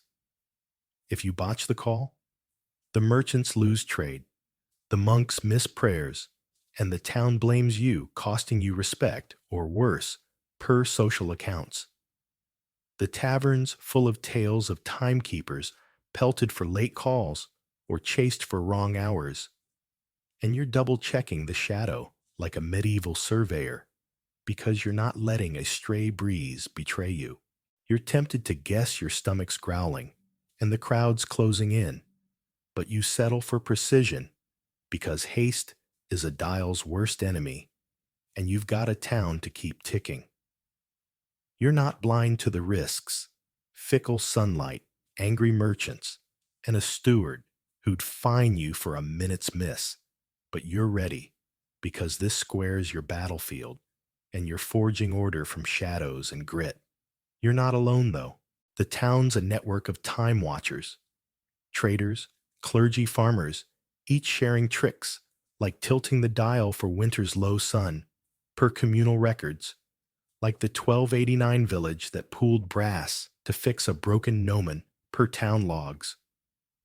You trade a nod with the blacksmith for his tip on polishing the dial to catch faint light, because this era's about teamwork, and a shared hack's a steadier town.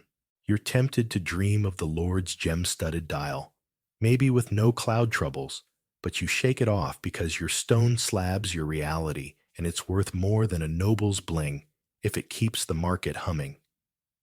You're tempted to curse the clouds. Medieval records say 40% of timekeeping errors came from overcast skies, but you keep it cool because wasting energy's a sin, and you're not tempting fate. You're calling voice-steady spirit unbroken, and you're savoring every shadow-chasing, crowd-calming second, because this isn't just timekeeping. It's a medieval epic, and you're the Time Lord scarred, but stubborn, steering the day with a sundial that holds a town's rhythm. The water clock that drips your patience. The sun's ducked behind a curtain of clouds, Aldrich leaving your trusty sundial as useless as a sundial in a storm, and you're now the frazzled timekeeper of a bustling English town, scurrying to keep the market monks and merchants on schedule. You thought your kitchen timer nowadays, with its beeping precision and no fuss buttons, was a scheduling lifesaver. Think again, because you're hunched over a water clock, a dripping contraption of jugs and pipes that's half genius, half headache, designed to track hours drop by drop, per medieval engineering records, even when the sky's a gray soup.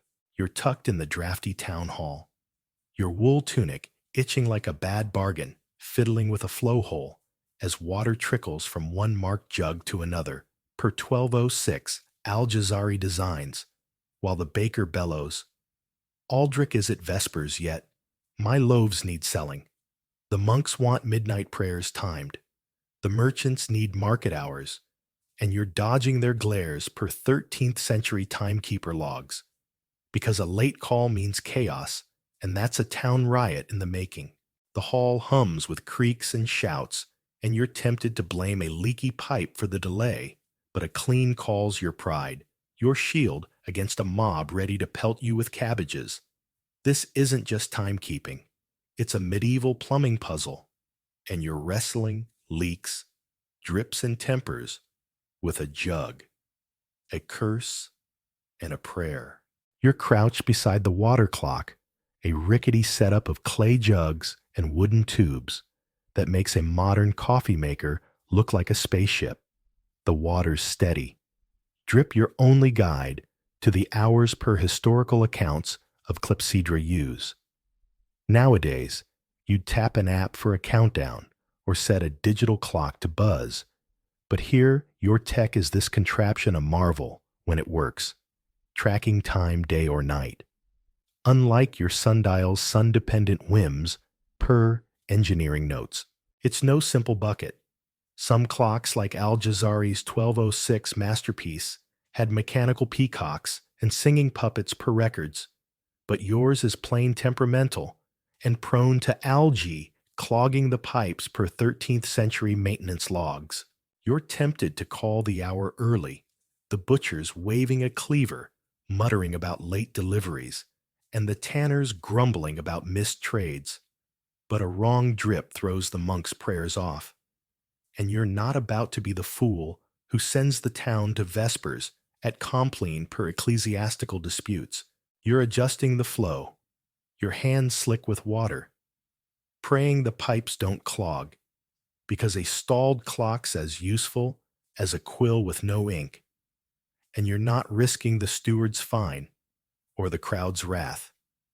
The town hall's a pressure cooker with merchants demanding market, close monks needing nocturnes timed, and farmers wanting to know when to herd their pigs, all hanging on your clock's sluggish drip per communal timekeeping records. Nowadays, you'd sync schedules with a cloud calendar. But here, your sync is shouting 6th hour when the jug's mark hits, hoping the crowd doesn't riot per town crier accounts. You're tempted to fudge the call. The baker's brandishing a burnt loaf like a club, and the weaver's muttering about sloppy timekeepers, but you're double-checking the drip rate because cold slows the flow, and a misstep could cost you your title like the 13th century timekeeper, fined for a clock that ran fast per court records. You're picturing the French monastery that switched to watered-down wine in winter to keep their clock from freezing per monastic logs, and you're chuckling because your own jugs are icing up, and you're tempted to raid the tavern for a splash.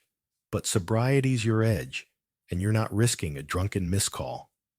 You're tweaking the hole, your fingers numb, and you're proud, because this drips your truth, even if it's a leaky algae-choked one. The town's a chorus of time-starved voices, every trader, cleric and shepherd leaning on your call to keep their day spinning per market logs, and the water clock's the only thing they trust when clouds choke the sun, per 1342 timekeeping notes. You overhear the blacksmith's wife griping about a late call that soured her cheese trade, and a monk muttering about missed lauds per gossip accounts, and you're tempted to snap, but you're too busy scraping sow from the pipes, your hands green with muck per maintenance records. Nowadays, you'd have quartz clocks and atomic precision. But here, your precision is eyeballing water levels, and your standard is a jug that sprung a leak per technical accounts. You're tempted to trade for the monastery's fancy clock with weighted floats to adjust flow per engineering texts. But your wages are for bread, not gadgets per trade logs.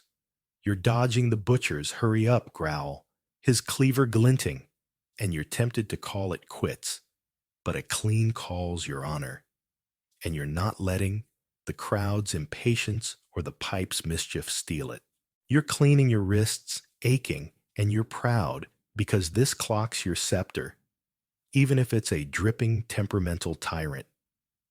You're not reckless, though you know water clocks are a gamble. One clog and you're stalled. One temperature shift and you're off like the 13th century timekeeper who flooded a hall with a misadjusted flow per court records. You're also aware of the stakes. If you botch the call, merchants lose trade, monks miss prayers, and the town blames you, costing you respect, or worse, per social accounts. The tavern's full of tales of timekeepers chased for slow clocks or fined for leaks, and you're double-checking the jug like a medieval plumber because you're not letting a stray leaf betray you. You're tempted to guess the tanner's waving a stinking hide and the crowd's closing in, but you settle for precision because haste is a clock's worst enemy, and you've got a town to keep ticking. You're not blind to the risks, leaky pipes, angry traders, and a steward who'd fine you for a minute's miss. But you're ready because this hall's your battlefield and you're forging order from drips and grit. You're not alone, though. The town's a network of time watchers, merchants, clergy, farmers, each sharing tricks, like warming the jugs for winter flow, per communal records, like the 1289 village that pooled clay to patch a cracked clock per town logs. You trade a nod with the blacksmith for his tip on clearing pipes with a reed, because this era is about teamwork, and a shared hack's a steadier town. You're tempted to dream of the Lord's automated clock, maybe with no algae woes, but you shake it off because your jugs are your reality, and they're worth more than a noble's gears if they keep the market humming. You're tempted to curse the leaks. Medieval records say 40% of water clock errors came from clogs, but you keep it cool because wasting energy's a sin, and you're not tempting fate. You're calling voice, steady, spirit unbroken, and you're savoring every drip-soaked crowd calming second, because this isn't just timekeeping.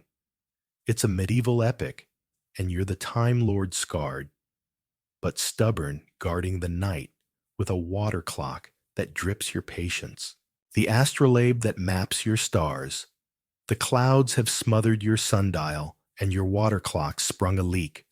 Aldrich, leaving you the frazzled timekeeper of a bustling English town, scrambling to keep merchants, monks, and farmers from erupting over missed hours.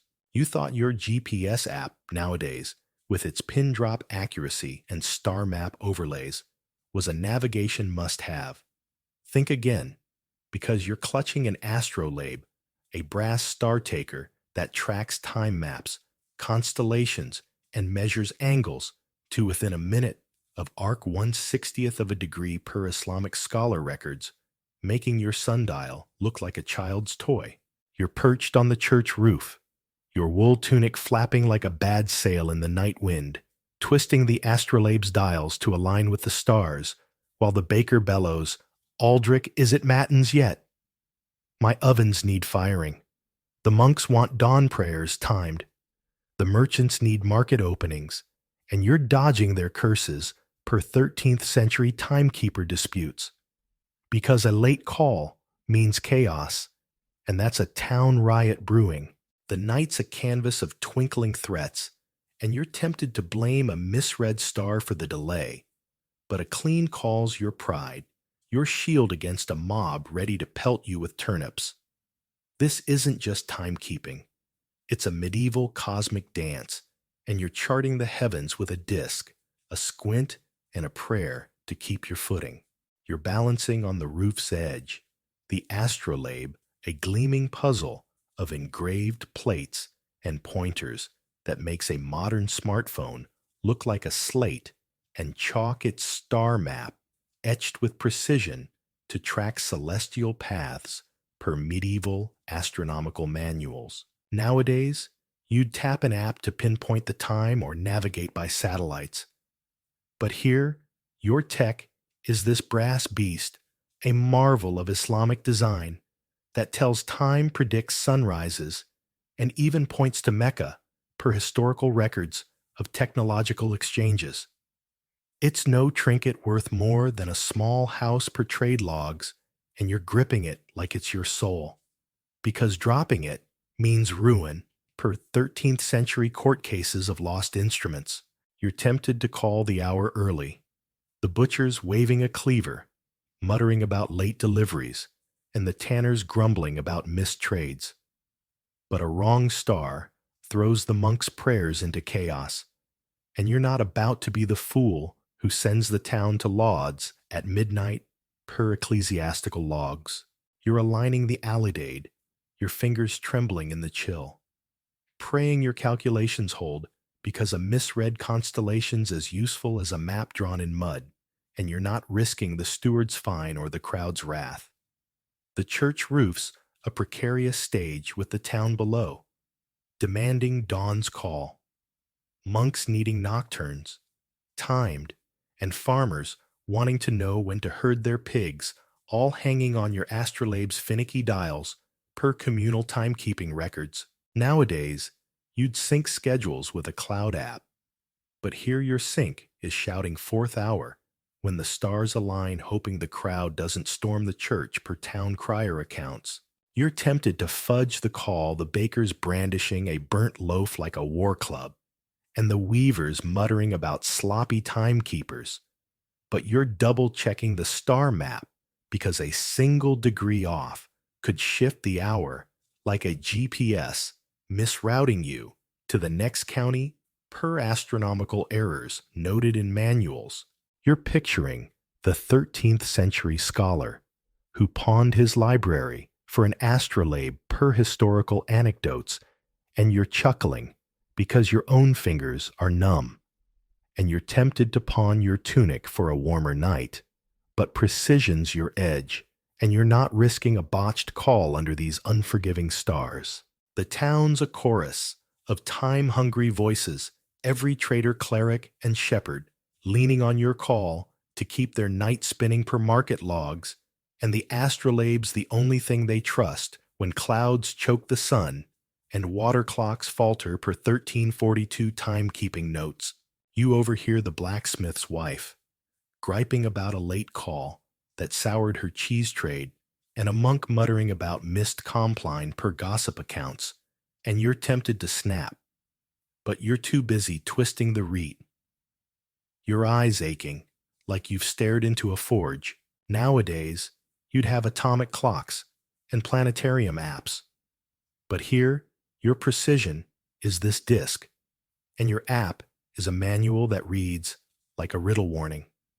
If the stars fall, you're holding it wrong, per 13th century texts. You're tempted to trade for the monastery's ornate astrolabe with plates for multiple latitudes per artifact records. But your wages are for bread, not brass per trade logs. You're dodging the tanner's hurry up, growl his hide reeking, and you're tempted to call it quits. But a clean call's your honor, and you're not letting the crowd's impatience or the star's distance steal it. You're aligning your neck cramping, and you're proud, because this astrolabe's your compass, even if it's a cosmic finger-freezing tyrant. You're not reckless, though. You know, astrolabes are a gamble. One misread star, and you're off. One fumbled dial, and you're bankrupt, like the 13th century merchant who dropped his and lost a year's trade per court records. You're also aware of the stakes if you botch the call. Merchants lose deals, monks miss prayers, and the town blames you, costing you respect, or worse, per social accounts. The tavern's full of tales of timekeepers mocked for witchcraft calls or chased for misread stars. And you're double-checking the alley dade like a medieval astronomer because you're not letting a shaky hand betray you. You're tempted to guess the butcher's cleaver glints and the crowd's closing in, but you settle for precision because haste is a star's worst enemy, and you've got a town to keep ticking. You're not blind to the risks. Cloudy nights, angry traders, and a steward who'd fine you for a minute's miss. But you're ready because this roof's your observatory, and you're forging order from stars and brass. You're not alone, though. The town's a network of time watchers, merchants, clergy farmers, each sharing tricks like tilting the astrolabe for northern stars per communal records, like the 1289 village that pooled brass to repair a cracked plate per town logs. You trade a nod with the blacksmith for his tip on steadying the disc in wind, because this era's about teamwork and a shared hack's a steadier town. You're tempted to dream of the Lord's jeweled astrolabe, maybe with no finger-numbing dials, but you shake it off because your brass disc is your reality, and it's worth more than a noble's bling if it keeps the market humming. You're tempted to curse the cold medieval records, say 40% of astrolabe errors came from shaky hands, but you keep it cool because wasting energy's a sin, and you're not tempting fate. You're calling voice, steady spirit unbroken, and you're savoring every star-soaked, crowd-calming second, because this isn't just timekeeping. It's a medieval epic, and you're the Time Lord scarred, but stubborn, mapping the stars with an astrolabe that holds a town's rhythm. The candle clock that melts your hours. The stars are veiled by clouds, your sundial's useless, the water clock's leaking, and your astrolabe's too fiddly for a stormy night. Aldrich, leaving you the frazzled timekeeper of a bustling English town, scrambling to keep monks praying and merchants trading on schedule. You thought your phone timer nowadays, with its sleek countdown and vibrate mode, was a planning essential. Think again, because you're lighting a candle clock, a towering beeswax pillar marked with hour notches, burning steady enough to track time within 15 minutes over 8 hours. Per 1234 monastery, record's a godsend when the sky's a mess. You're huddled in the church crypt, your wool tunic itching like a bad bargain, watching wax melt as metal pins drop with a ping to signal prayers per monastic logs, while the baker bellows, "Aldrich is it, Compline. My loaves need cooling. The monks need midnight vespers. Time the tavern wants beer. Hours called." And you're dodging their curses per 13th century timekeeper disputes, because a late call means chaos, and that's a riot brewing. The crypt's a maze of shadows and drafts, and you're tempted to blame a gust for a missed hour. But a clean call's your pride, your shield against a mob ready to fling turnips. This isn't just timekeeping. It's a medieval fire watch, and you're guarding hours with wax, a scowl, and a prayer to keep the flame alive. You're crouched beside the candle, a thick beeswax column that makes a modern scented candle look like a birthday sparkler. Its notches carved to mark hours as it burns per historical accounts of indoor timekeeping.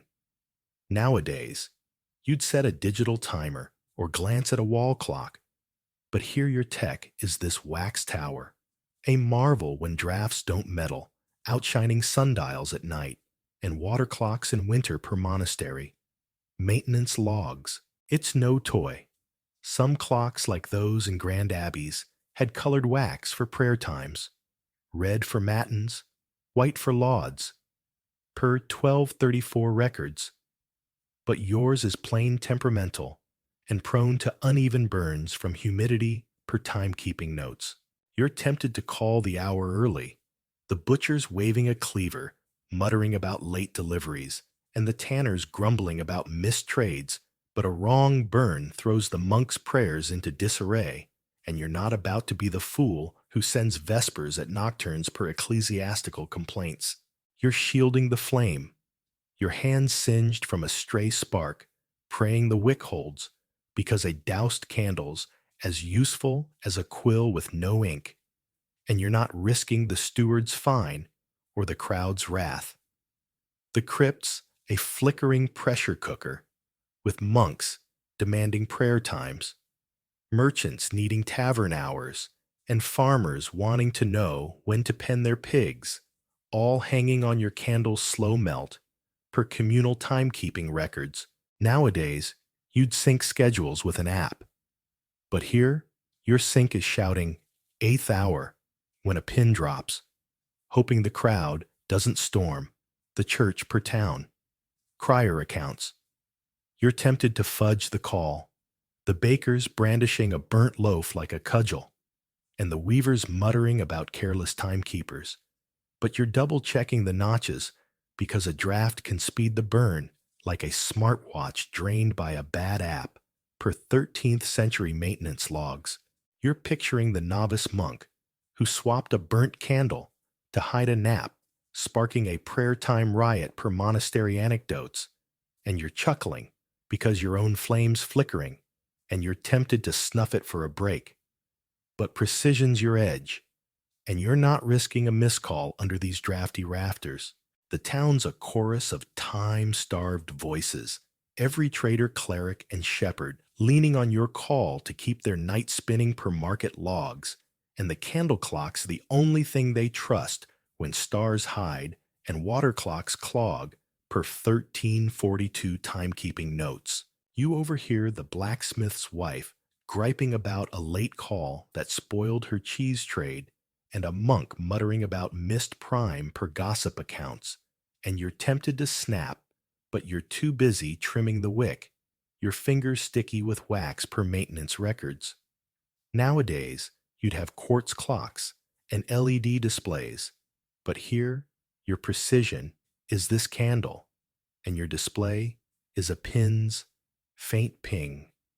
Per technical accounts, you're tempted to trade for the monastery's scented candles with lavender for vespers and pine for matins per abbey logs, but your wages are for bread, not wax per trade logs. You're dodging the tanner's hurry up growl, his hide reeking, and you're tempted to call it quits. But a clean call's your honor, and you're not letting the crowd's impatience or the crypt's drafts steal it. You're shielding your eyes, stinging, and you're proud, because this candle's your beacon. Even if it's a melting draft-dodging tyrant, you're not reckless. Though you know candle clocks are a gamble, one gust and the burn's off.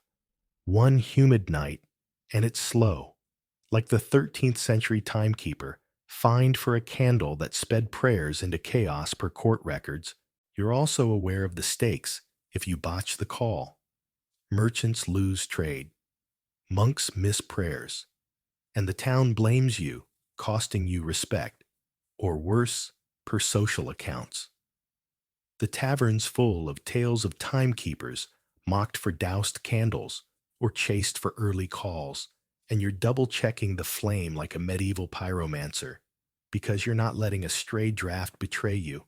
You're tempted to guess the butcher's cleaver glints and the crowd's closing in, but you settle for precision because haste is a candle's worst enemy, and you've got a town to keep ticking.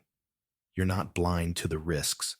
Flickering wicks, angry traders, and a steward who'd fine you for a minute's miss. But you're ready, because this crypt's your forge, and you're crafting order from wax and flame. You're not alone, though. The town's a network of time watchers, merchants, clergy farmers, each sharing tricks, like shielding candles, with glass per communal records, like the 1289 village that pooled wax to replace a cracked clock per town logs. You trade a nod with the blacksmith for his tip on steadying the base with clay, because this era is about teamwork and a shared hacks, a steadier town. You're tempted to dream of the Lord's multicolored candles, maybe with no draft troubles, but you shake it off because your beeswax is your reality, and it's worth more than a noble's glow. If it keeps the prayers humming, you're tempted to curse the drafts. Medieval records say 40% of candle clock errors came from wind, but you keep it cool because wasting energy's a sin, and you're not tempting fate. You're calling voice steady, spirit unbroken, and you're savoring every wax-melted, crowd-calming second, because this isn't just timekeeping. It's a medieval epic, and you're the Time Lord scarred, but stubborn melting hours, with a candle clock that holds a town's rhythm. The bells that deaf your ears. The sun's vanished. Your water clocks clogged, your astrolabes tangled in starless gloom, and a wayward gust has snuffed your candle clock. Aldrich leaving you the frazzled timekeeper of a bustling English town, grasping for a way to keep monks praying, merchants trading, and farmers herding on schedule. You thought your alarm clock nowadays, with its gentle chime and snooze button, was a wake-up essential. Think again, because you're hauling ropes to ring the church bells, a 2-ton bronze beast that booms 6 miles, signaling prayers, markets, and tax rounds with a clang that could wake the dead per 1342 town records. You're in the bell tower, your wool tunic itching like a bad bargain, your arms screaming as you yank ropes thicker than a blacksmith's wrist per 1386, bell ringer logs, while the baker bellows, Aldrich, is it noon? My loaves are charring. The monks need the Angelus. Rung the tavern. Wants beer. Hours opened, and you're dodging their curses per timekeeper disputes, because a late peal means chaos, and that's a riot ready to erupt. The tower's a windy perch of creaks and echoes, and you're tempted to blame a snapped rope for the delay. But a clean ring's your pride, your shield against a mob itching to fling cabbages. This isn't just timekeeping, it's a medieval cacophony, and you're orchestrating chaos with ropes, a groan, and a prayer to keep your ears intact. You're wrestling the ropes in the tower, a dim stone chamber that makes a modern control room look like a luxury suite. The bells wait, jerking your shoulders, like you're hauling a cart of anvils per historical accounts of church timekeeping. Nowadays, you'd tap a phone to set an alert or sync a digital chime. But here your tech is this bronze monster. Its peels coding the day. 2 short rings for matins, 3 long for markets, per town. Bell codes heard clear to the next parish, per acoustic records. It's no toy, some bells. Like London's giants shook rafters and silenced birds, per 1342 chronicles.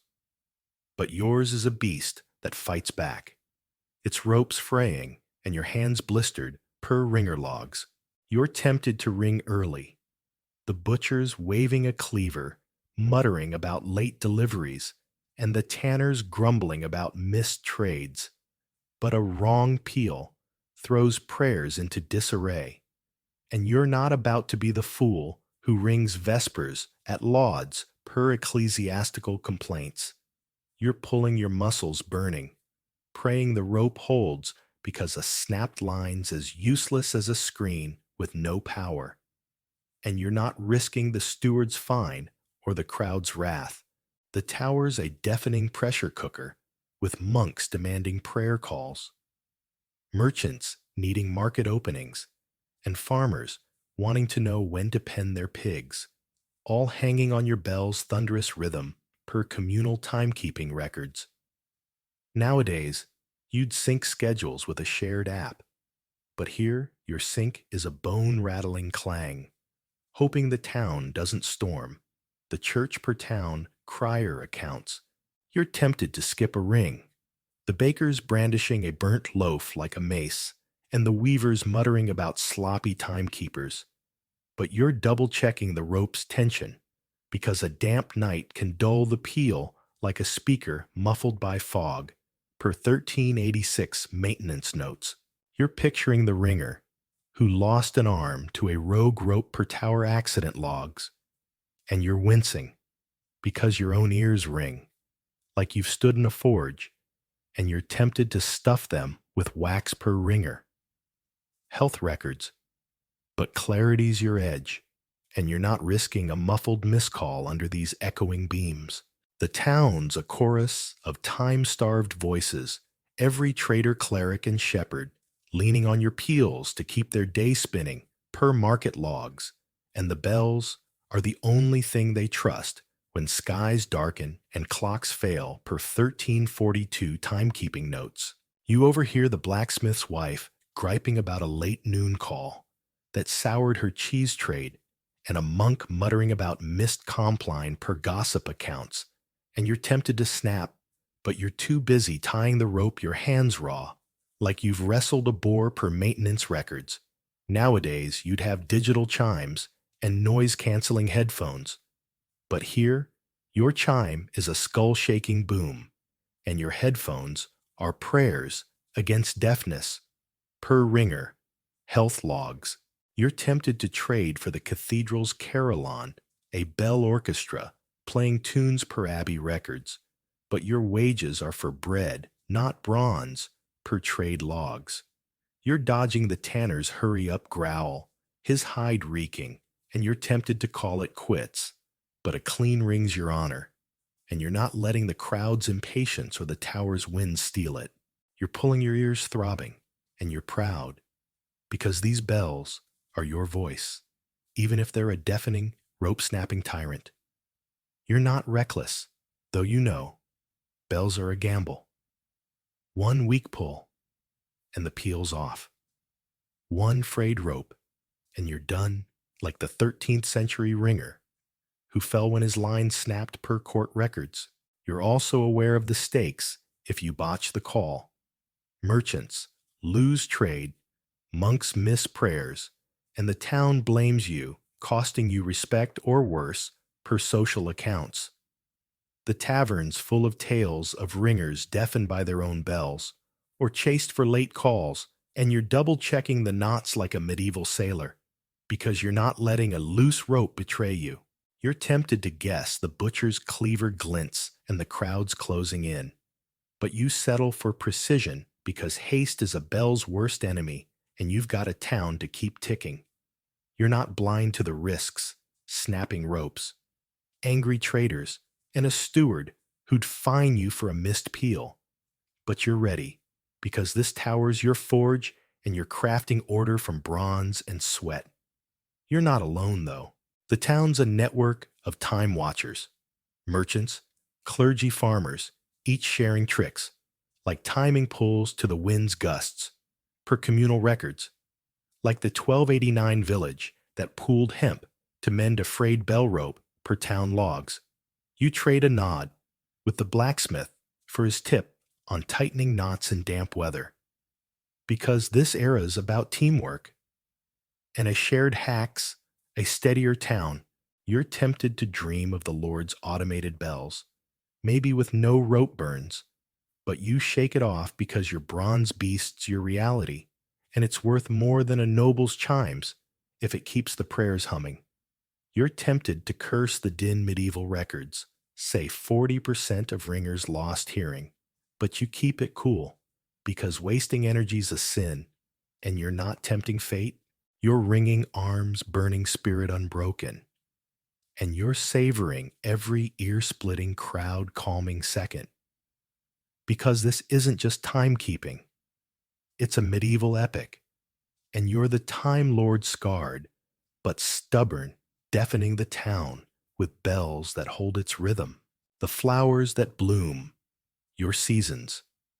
The sun's gone, your water clocks clogged, your astrolabes useless in fog. The candles snuffed, and the church bell's rope is frayed. Aldrich leaving you the frazzled timekeeper of a bustling English town, grasping for a way to keep monks praying, merchants trading, and farmers planting on schedule. You thought your weather app nowadays, with its hourly forecasts and pollen alerts, was a planner's dream. Think again, because you're squinting at dandelions and morning glories, nature's clock, blooming and chirping, to time hours and seasons, with eerie precision, within days over centuries. Per 1401 agricultural manuals, you're trudging through a meadow, your wool tunic snagged on thorns like a bad bargain, noting when primroses open to call dawn, or swallows swoop to signal shearing. Per farmer diaries, while the baker bellows, Aldrich, is it planting time? My barley's waiting. The monks need spring vespers, timed. The farmers want sowing hours, and you're dodging their curses per 13th century timekeeper disputes. Because a late call means chaos, and that's a famine brewing. The meadow's a riot of blooms and birds, and you're tempted to blame a tardy cuckoo for the delay. But a clean call's your pride, your shield, against a mob ready to fling turnips.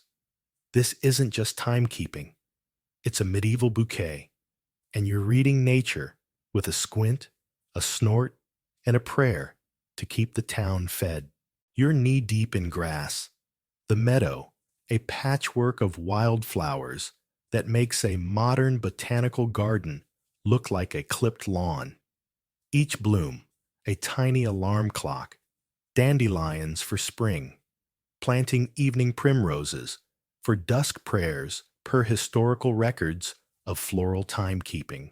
Nowadays, you check a digital calendar for planting dates or set a reminder for dawn. But here, your tech is this flower clock petals opening and closing on cue, like a smartphone app, coded by the earth, per 1401 farming manuals. It's no whim. Water lilies bloom for exactly 3 hours at dawn per monastic garden logs, and you're counting their petals to call matins, your boots soaked from dew. You're tempted to call the hour early. The butcher's waving a cleaver, muttering about late deliveries, and the tanner's grumbling about missed trades. But a misread bloom throws the sewing off, and you're not about to be the fool who starves the town by mistiming barley per agricultural records. You're scanning the petals, your eyes stinging from pollen, praying the cuckoo sings on time, because a silent bird's as useless as a dead battery, and you're not risking the steward's fine or the crowd's wrath. The meadow's a living pressure cooker, with farmers demanding planting calls, monks needing prayer times, and merchants wanting market seasons, all hanging on your floral cues per communal timekeeping records. Nowadays, you'd sync schedules with an app. But here, your sync is shouting, sowing time, when the dandelions peak, hoping the town doesn't storm the fields. Per town, crier accounts. You're tempted to fudge the call. The baker's brandishing a burnt loaf like a war club, and the weaver's muttering about sloppy timekeepers.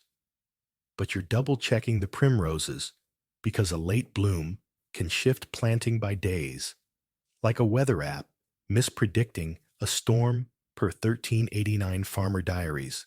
You're picturing the monk who planted water lilies facing the wrong way, throwing prayers into chaos per monastery, anecdotes, and you're chuckling because your own cuckoo's late, and you're tempted to trust a cow's barn trek instead, per livestock records. But precision's your edge, and you're not risking a miscall under these fickle skies. The town's a chorus of time-starved voices, every farmer, cleric, and trader leaning on your calls to keep their year spinning, per market logs, and nature's signs, flowers, birds, bees, are the only clock they trust when man-made tools fail, per 1342 timekeeping notes. You overhear the blacksmith's wife griping about a late planting call that ruined her cheese trade, and a monk muttering about missed lauds per gossip accounts, and you're tempted to snap, but you're too busy tracking a swallow's swoop, your knees aching from crouching per observation records. Nowadays, you'd have meteorologists and planting apps, but here, your forecast is a dandelion's fluff, and your app is a cuckoo's call per naturalist logs. You're tempted to trade for the monastery's flower garden with lilies, time to prayers per abbey records, but your wages are for bread, not blooms per trade, logs. You're dodging the tanner's hurry, up growl, his hide reeking, and you're tempted to call it quits. But a clean call's your honor, and you're not letting the crowd's impatience or nature's whims steal it. You're watching your neck cramping, and you're proud because these flowers are your calendar, even if they're a blooming pollen-dusted tyrant. You're not reckless, though. You know nature's a gamble. One late bloom and planting's off. One silent bird, and you're wrong, like the 13th century timekeeper, blamed for a famine after misreading a cuckoo per court records. You're also aware of the stakes. If you botch the call, crops fail, monks miss prayers, and the town blames you, costing you respect, or worse, per social accounts. The tavern's full of tales of timekeepers mocked for trusting tardy roosters or chased for early sowings, and you're double-checking the dandelions like a medieval botanist because you're not letting a stray cloud betray you. You're tempted to guess the butcher's cleaver glints and the crowd's closing in, but you settle for precision because haste is a flower's worst enemy, and you've got a town to keep fed. You're not blind to the risks, late blooms, angry farmers, and a steward who'd fine you for a day's miss, but you're ready because this meadow's your observatory, and you're crafting order from petals and wings. You're not alone, though. The town's a network of time watchers, farmers, clergy, traders, each sharing tricks, like counting bee flights for midday per communal records, like the 1289 village that pooled seeds to replant after a miscalled season, per town logs. You trade a nod with the blacksmith for his tip on watching cows for dusk, because this era's about teamwork, and a shared hack's a steadier town. You're tempted to dream of the Lord's manicured gardens, maybe with no stray weeds. But you shake it off, because your meadow's your reality, and it's worth more than a noble's blooms if it keeps the harvest humming. You're tempted to curse the delays. Medieval records say 40% of natural timekeeping errors came from late signs. But you keep it cool, because wasting energy's a sin, and you're not tempting fate. You're calling voice steady, spirit unbroken, and you're savoring every bloom-soaked, crowd-calming second, because this isn't just timekeeping, it's a medieval epic. And you're the Time Lord, scarred but stubborn blooming seasons with flowers that hold a town's rhythm. The timekeeper's throne. You barely hold, the sun's fickle, your water clock's clogged, your astrolabes clouded out. The candle's snuffed, the bell's rope is frayed, and nature's blooms are late. Aldrich leaving you the frazzled timekeeper of a bustling English town as the linchpin holding monks' prayers, merchants' trades, and farmers' sowings together.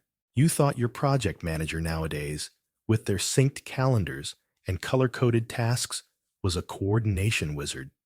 Think again, because you're the town's time lord, a revered horologist, juggling sundials, water clocks, astrolabes, candles, bells and dandelions, to call hours with enough grit to earn more than the doctor per York payment records. You're in the market square, your wool tunic itching like a bad bargain, shouting the sixth hour as the baker hollers, Aldrich, your sundial's off. My bread's ash. The monks need vespers. Time the tavern wants beer. Hours opened, and you're dodging their curses per 1378 court disputes. Because a late call means chaos, and that's a riot ready to erupt. The square's a whirlwind of carts and shouts, and you're tempted to blame a tardy rooster for the mess, but a clean call's your throne, your shield against a mob itching to fling cabbages. This isn't just timekeeping, it's a medieval circus, and you're the ringmaster, balancing tools, tempers, and a shaky crown, with a cry, a glare, and a prayer to keep the town ticking. You're planted in the square, a muddy stage, where every eye-trader cleric shepherd tracks your every move, your sundial, gleaming but useless under clouds, your water clock dripping in reserve per historical accounts of professional timekeeping. Nowadays, you'd sync deadlines with a cloud app or ping a team on Slack. But here, your tech is a patchwork of finicky tools, sundials for sun candles, for night flowers, for seasons each a gamble against weather and fate per 13th century timekeeper logs. You're no mere crier. You're part mathematician, part astronomer, part diplomat, paid in chickens and cheese for a month's accuracy per York records, but one slip, and you're the town's fool per court anecdotes. You're tempted to call the hour early. The butcher's waving a cleaver, muttering about late deliveries, and the tanner's grumbling about missed trades. But a wrong call throws prayers and markets into disarray, and you're not about to be the idiot who rings lauds at Compline per ecclesiastical disputes. You're scanning the sky, your hands juggling a candle stub, an astrolabe praying for a clear star or steady drip, because a botched hour's as useless as a Wi-Fi outage, and you're not risking the steward's fine or the crowd's wrath. The square's a pressure cooker, with monks demanding prayer calls, merchants needing market hours, and farmers wanting sowing times, all hanging on your shouted noon, or bells clang per communal timekeeping records. Nowadays, you delegate tasks with a spreadsheet. But here, your team is a mob of skeptics, and your plan is a cry that better match the dandelion's bloom. Per 1401 agricultural notes, you're tempted to fudge the call. The baker's brandishing a burnt loaf like a war club, and the weaver's muttering about careless timekeepers, but you're double-checking the water clock's drip because a cold night slows it, like a laptop throttled by updates per maintenance logs. You're picturing the 1378 fistfight between two timekeepers arguing over noon per court records, and you're wincing because your own crowd's ready to brawl if you miss the mark, and you're tempted to hide in the tavern. But diplomacy's your edge, and you're not risking a riot over a hasty cry. You're shouting your throat raw, and you're proud because this calls your crown, even if it's a shaky mob-dodging throne. The town's a chorus of time-starved voices, every trader, cleric, and shepherd leaning on your calls to keep their day spinning per market logs, and you're the only one they trust when tools fail and roosters sleep per 1342 timekeeping notes. You overhear the blacksmith's wife griping about a late call that soured her cheese trade, and a monk muttering about missed matins per gossip accounts, and you're tempted to snap, but you're too busy checking the sundial's shadow, your fingers smudged with wax per observation records. Nowadays, you'd have atomic clocks and time zones. But here, your standard is a flower's bloom or a bell's peal, and your zone is whatever the crowd accepts per social accounts. You're tempted to trade for the monastery's carillon, a bell orchestra, per abbey records, but your wages are for bread, not bronze, per trade, logs. You're dodging the tanners, hurry up growl, his hide reeking, and you're tempted to call it quits, but a clean call's your honor, and you're not letting the crowd's impatience or the weather's whims steal it. You're crying your voice hoarse, and you're proud, because this role's your throne, even if it's a rickety shout-strained one. You're not reckless, though. You know timekeeping's a gamble. One missed drip and markets stall. One late bloom and crops fail like the 13th century timekeeper, blamed for a famine over a tardy cuckoo, per court records. You're also aware of the stakes if you botch the call. Trade, falters, prayers, lapse, and the town blames you, costing you respect, or worse, per social accounts. The tavern's full of tales of timekeepers chased for slow bells, or mocked for witchcraft astrolabes, and you're double-checking the candles burn like a medieval scientist because you're not letting a gust betray you. You're tempted to guess the butcher's cleaver glints and the crowd's closing in, but you settle for precision because haste is a timekeeper's worst enemy, and you've got a town to keep ticking. You're not blind to the risks, fickle tools, angry traders, and a steward who'd fine you for a minute's miss, but you're ready because this squares your stage and you're forging order from shouts and stars. You're not alone, though. The town's a network of time watchers, merchants, clergy, farmers, each sharing tricks, like warming water clocks in winter, per communal records, like the 1289 village that pooled wax for a communal candle per town logs. You trade a nod with the blacksmith for his tip on spotting early swallows for planting, because this era's about teamwork and a shared hacks, a steadier town.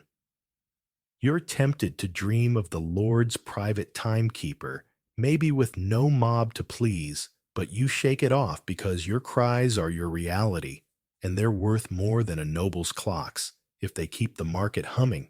You're tempted to curse the chaos medieval records say 40% of timekeeper disputes sparked fights, but you keep it cool because wasting energy's a sin, and you're not tempting fate.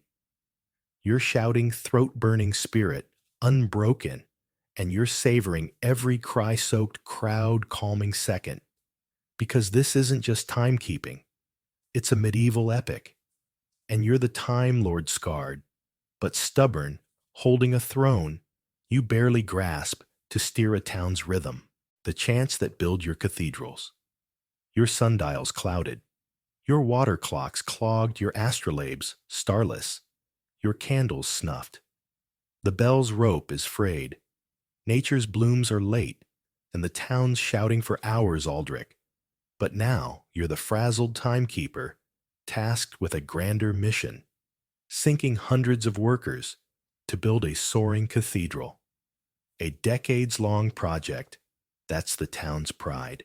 You thought your team app nowadays, with its task alerts and sync deadlines, was a coordination marvel.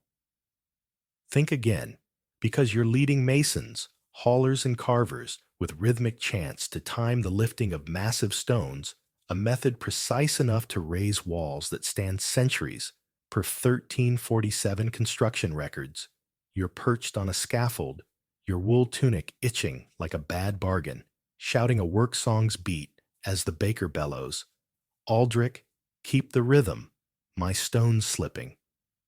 The bishop wants the spire up by Easter. The master mason needs perfect lifts, and you're dodging their curses per builder disputes, because a missed beat means a fallen stone, and that's a disaster brewing. The cathedral site's a chaos of ropes and dust, and you're tempted to blame a wayward cuckoo for a bad tempo, but a steady chants your pride, your shield against a crew ready to fling hammers. This isn't just timekeeping, it's a medieval symphony, and you're conducting stone with a song, a sweat, and a prayer to keep the walls rising. You're swaying on the scaffold, a rickety wooden maze that makes a modern construction crane look like a luxury lift. The chant's cadence, heave-ho heave, guiding workers to hoist a 2-ton limestone block, per historical accounts of cathedral building. Nowadays, you'd ping a crew with a scheduling app or blast a buzzer for shifts. But here, your tech is your voice, weaving a song's rhythm to sync dozens of hands precise enough to align stones within inches, per 1347 mason logs. It's no whim, chance-timed lifts to prevent collapses per construction records, and you're bellowing your throat raw to keep the beat steady as ropes creak under the load. You're tempted to rush the tempo, the tanners grumbling about late deliveries, and the carvers muttering about sloppy timekeepers. But a fast chant risks a dropped stone, and you're not about to be the fool who buries a crew under rubble per accident reports. You're pacing the beat, your boots slipping on dust, praying the ropes hold because a snapped line's as useless as a crashed server. And you're not risking the bishop's wrath or the crew's lives. The cathedral site's a pulsing pressure cooker, with masons needing lift times, carvers wanting carving hours, and haulers demanding rest breaks, all hanging on your song's relentless rhythm per communal construction records. Nowadays, you delegate with a Gantt chart, but here, your chart is a chant's pulse, and your delegation is a shout to keep the crew moving, hoping they don't storm the scaffold per worker accounts. You're tempted to skip a verse, the baker's waving a hammer, muttering about delayed stones, and the weavers grumbling about missed wages, but you're double-checking the tempo because a rushed lift misaligns the wall like a project app crashing mid-task per 1347 building logs. You're picturing the 1347 Mason riot when a chant went offbeat, toppling a beam per accident records, and you're wincing because your own crew's teetering, and you're tempted to slow the song, but precision's your edge, and you're not risking a collapse under these creaking beams. You're chanting your lungs burning, and you're proud, because this rhythm's your baton, even if it's a grueling, dust-choked one. The site's a chorus of time-starved voices, every mason carver and hauler leaning on your chants to keep the cathedral rising, per construction logs, and your song's the only thing they trust when tools falter and skies darken, per 1342 timekeeping notes. You overhear the blacksmith's wife griping about a late lift that delayed her husband's forge, and a monk muttering about missed vespers per gossip accounts, and you're tempted to snap, but you're too busy leading the chorus, your voice hoarse like you've swallowed gravel per worker records. Nowadays, you'd have walkie-talkies and hydraulic lifts, but here your radio is a bellowed verse, and your lift is a rope's groan, per technical accounts. You're tempted to trade for the monastery's chant master with scripted hymns for timing per abbey records, but your wages are for bread, not singers, per trade logs. You're dodging the carver's hurry-up growl, his chisel glinting, and you're tempted to call it quits, but a clean chance your honor. And you're not letting the crew's impatience or the scaffold shakes steal it. You're singing your throat throbbing, and you're proud, because this song's your scaffold. Even if it's a creaking, sweat-soaked tyrant, you're not reckless. Though you know, chanting's a gamble. One offbeat verse and a stone falls. One rushed tempo, and the wall cracks like the 13th century builder, blamed for a collapsed arch per court records. You're also aware of the stakes. If you botch the rhythm stones, misalign workers die, and the town blames you, costing you respect, or worse per social accounts. The tavern's full of tales of timekeepers chased for sloppy chants, or buried under fallen beams, and you're double-checking the beat like a medieval maestro, because you're not letting a stray cough betray you. You're tempted to guess the tanner's hammer glints and the crew's closing in, but you settle for precision because haste is a chant's worst enemy and you've got a cathedral to raise. You're not blind to the risks, shaky scaffolds, angry masons, and a bishop who'd fine you for a misaligned stone. But you're ready because this site's your orchestra and you're forging order from song and stone. You're not alone, though. The town's a network of time watchers, masons, carvers, haulers, each sharing tricks, like slowing chants for heavy loads per communal records, like the 1289 village that pooled ropes. To lift a spire per town logs, you trade a nod with the blacksmith for his tip on pacing breaths for long chants. Because this era's about teamwork and a shared hack's a sturdier cathedral. You're tempted to dream of the Lord's funded builds, maybe with no rope burns, but you shake it off because your song's your reality and it's worth more than a noble's gold if it keeps the spire rising. You're tempted to curse the strain. Medieval records say 40% of chant-led lifts had timing errors, but you keep it cool because wasting energy's a sin, and you're not tempting fate. You're chanting voice-breaking spirit unbroken, and you're savoring every rhythm-soaked wall-raising second, because this isn't just timekeeping. It's a medieval epic, and you're the Time Lord scarred, but stubborn building cathedrals with chants that hold a town's dream. A medieval teen's trials, the hut that crams your life. Dawn's breaking. Joan, and you're a 14-year-old, jolted awake by a rooster's screech in a muddy English village, sprawled in a one-room hut that makes a modern broom closet look like a penthouse. You thought your shared dorm room nowadays, with its creaky bunk beds, roommates' dirty socks, and that one flickering light, was a nightmare of personal space. Think again, because you're packed into a 400-square-foot shack of wattle and daub mud, mashed with sticks and straw per archaeological digs in medieval London. With your parents, 4 siblings, a cow that burps like a tavern, drunk, and a flock of rats treating your floor like an all-you-can-eat buffet, per pest complaint records, you're tangled on a straw-strewn wooden plank bed. Your rough linen shift scratching like sandpaper. The fire pit's smoke stinging your eyes worse than a tear gas prank per health studies of respiratory issues. The windows are just shuttered holes. The floors packed dirt, carpeted with rotting rushes, and the bathroom's a chipped clay pot in the corner, per village ordinances. The village hums with morning chores, cows mooing, hammers clanging, and you're tempted to burrow under the straw for 5 more minutes. But your ma's voice cuts through like a whip, demanding water from the half-mile well, and you're not dodging her wooden spoon. This isn't just living. It's a medieval squeeze, and you're navigating a crowded, smoky chaos with a yawn, a grimace, and a prayer to survive the day.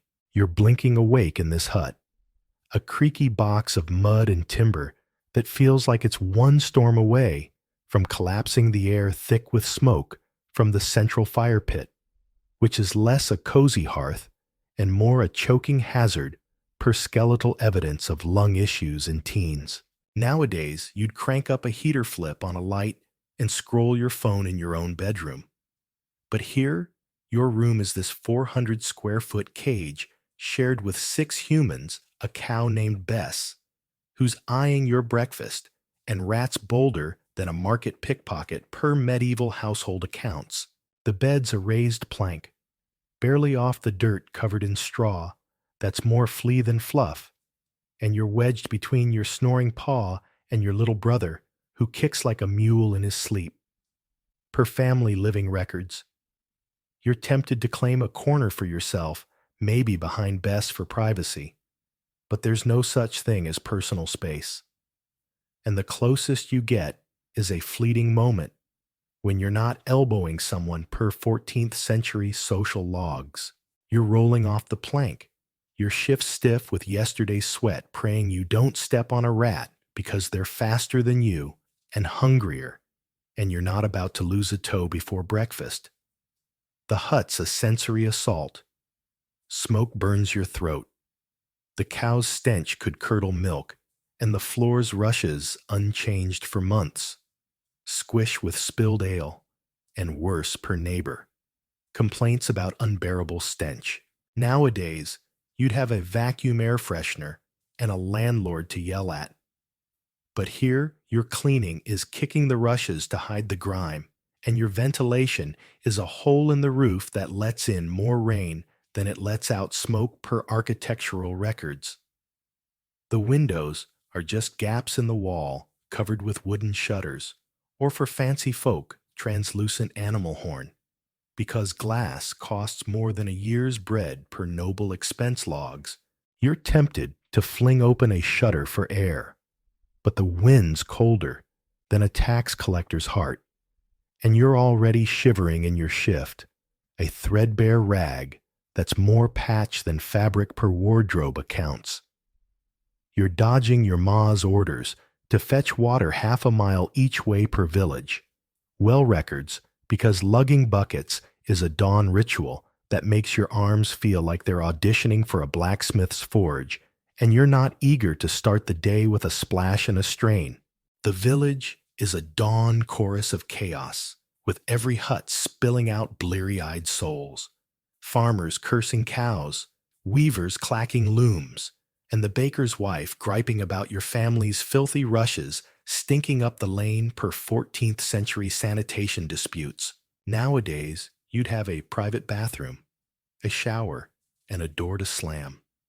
But here, your bathroom is that pot, which you're praying your brother doesn't knock over again. And your shower is a dream for nobles with too much coin per Hygiene records. You're tempted to linger by the fire pit, pretending to stoke it. But your ma's eagle eye catches your dawdling, and her wooden spoon's aim is better than the village archer's per family discipline logs. You're picturing the 14th century court case where a neighbor sued over a rat-infested hut per legal records, and you're smirking because your own rats are practically family, and you're half convinced they're plotting to steal your porridge. You're tempted to shoo them with the stick by the bed. Your rat swatter per pest control accounts, but you're too busy dodging your siblings who are already fighting over the last crust, and you're not risking a brawl before you've even fetched the water. You're not reckless, though you know this hut's a gamble. One stray spark and it's kindling. One bad rat bite and you're feverish, like the 13th century teen who lost a finger to infection per medical records. You're also aware of the stakes if you don't pull your weight.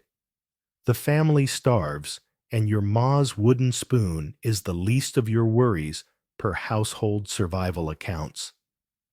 The tavern's full of tales of teens who slacked and got kicked out, left to beg, and you're double-checking the fire pit's embers like a medieval fire marshal. Because you're not letting a blaze betray you, you're tempted to fake a cough for a day off. Your lungs are already raw from smoke per respiratory studies, but you settle for grabbing the bucket because shirking's a sin, and you've got mouths to feed. You're not blind to the risks, collapsing roofs, thieving rats, and a May who'd tan you for dawdling, but you're ready because this hut's your battlefield, and you're forging survival from mud and muck. You're not alone, though. The village is a network of cramped survivors, farmers, weavers, bakers, each battling the same smoke, and rats sharing tricks, like piling rushes to trap fleas, per communal hygiene logs, like the 1289 hamlet that pooled straw to replace moldy bedding per village records. You trade a glance with the blacksmith's daughter for her tip on airing the hut at noon, because this era's about teamwork, and a shared hack's a less miserable shack. You're tempted to dream of the Lord's stone manor, maybe with glass windows and no cows.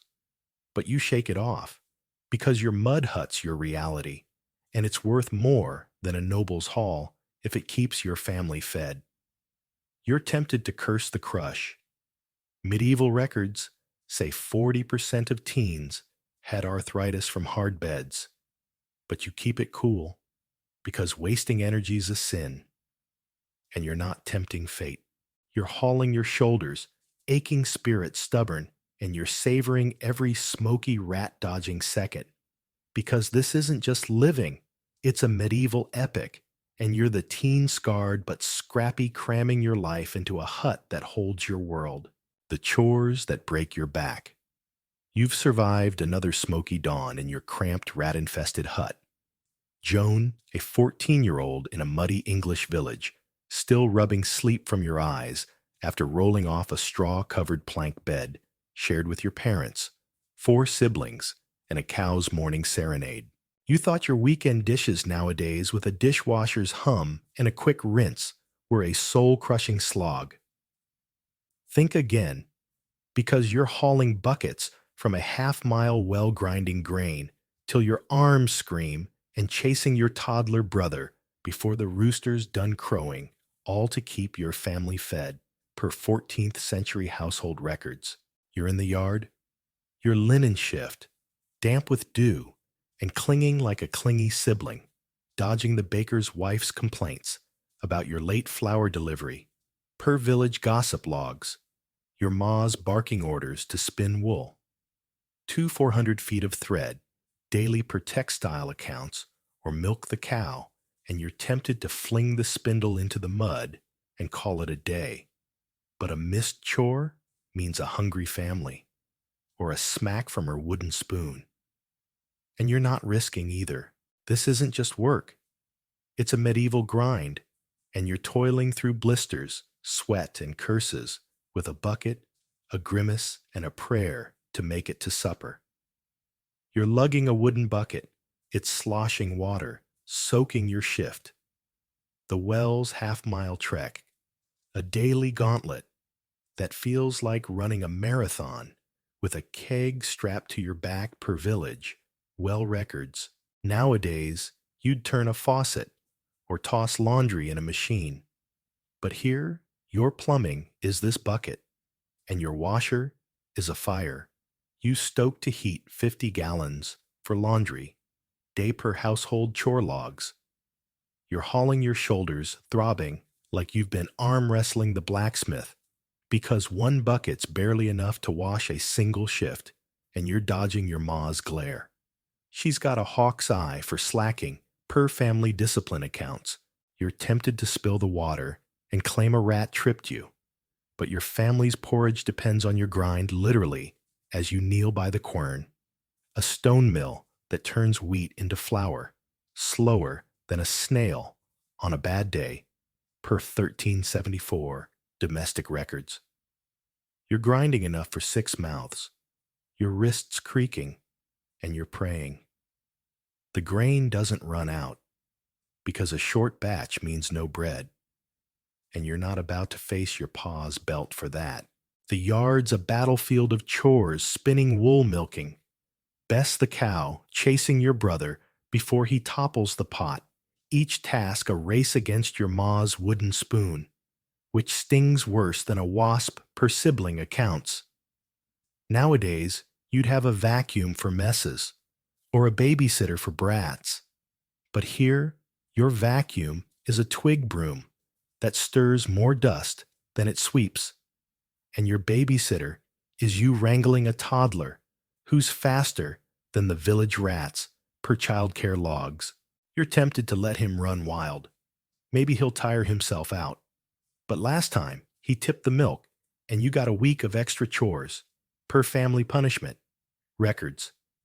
You're spinning wool, your fingers raw, from twisting 400 feet of thread, enough for a winter cloak, per textile production stats, and you're dodging the baker's wife's nag about your slow flour.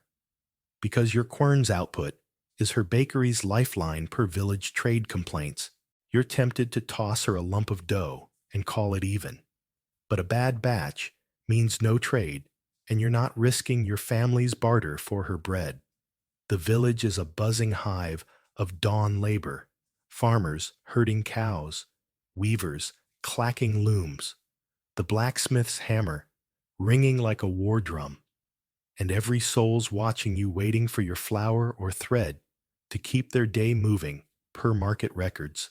Nowadays, you'd have a part-time job with breaks and a paycheck, but here, your pay is a crust of bread and not getting walloped, and your break is a quick gulp of ale before your ma's next order per household accounts.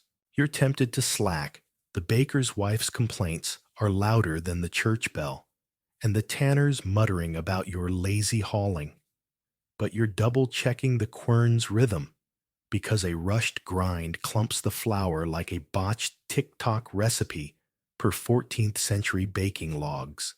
You're picturing the 1374 apprentice fined a week's wages for burnt bread per wage records, and you're smirking because your own grain's on the line, and you're tempted to hide a lump for yourself. But duty's your chain, and you're not risking your ma's wrath or an empty belly. You're not reckless, though you know chores are a gamble. One spilled bucket, and you're fetching double. One bad thread, and the loom jams like the 13th century teen fined for shoddy wool per court records. You're also aware of the stakes if you don't deliver. The family goes hungry, and your pa's belt is worse than any fine per domestic discipline logs. The tavern's full of tales of teens who slacked and got sent to beg, and you're double-checking the milk pail like a medieval quartermaster, because you're not letting a sour batch betray you. You're tempted to fake a sprain. Your back's already creaking from buckets per skeletal arthritis studies, but you settle for steady grinding, because shirking's a sin, and you've got mouths to feed. You're not blind to the risks. Snagged spindles, angry neighbors, and a ma who'd tan you for a missed chore. But you're ready, because this yard's your forge, and you're crafting survival from grain and grit. You're not alone, though.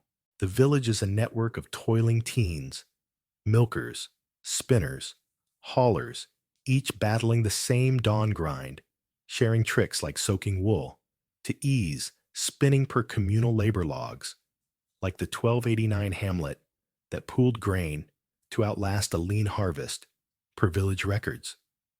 You trade a glance with the blacksmith's daughter for her tip on pacing bucket trips, because this era's about teamwork and a shared hacks, a fed family.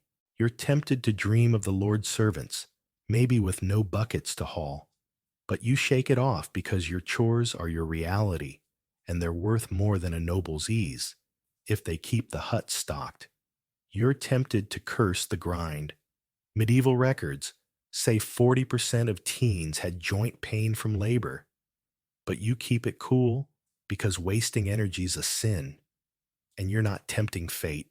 You're hauling grinding, spinning your hands, aching spirit stubborn, and you're savoring every sweat-soaked chore-crushing second, because this isn't just work, it's a medieval epic, and you're the teen-scarred but scrappy, breaking your back to hold your world together.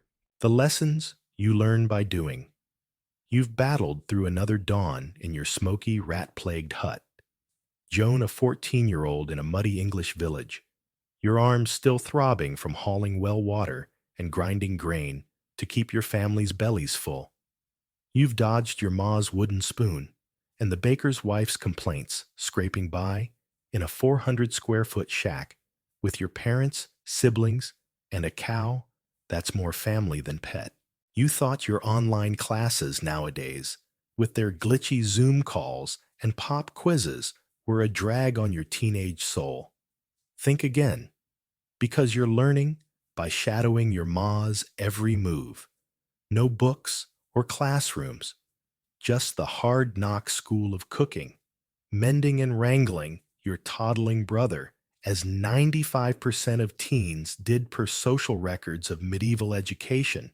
You're in the hut's cramped yard, your linen shift dusted with flour and streaked with ash, dodging the blacksmith's son's taunts about your ignorance because you can't read Latin per village gossip logs. Your curriculum is churning butter and dodging your siblings' tantrums per household chore accounts, and you're tempted to sneak to the monastery school where boys scribble on parchment, but girls don't go, and you're not risking your paw's belt for dreaming. This isn't just learning. It's a medieval crash course, and you're studying survival with a ladle, a needle, and a scowl to outlast the day.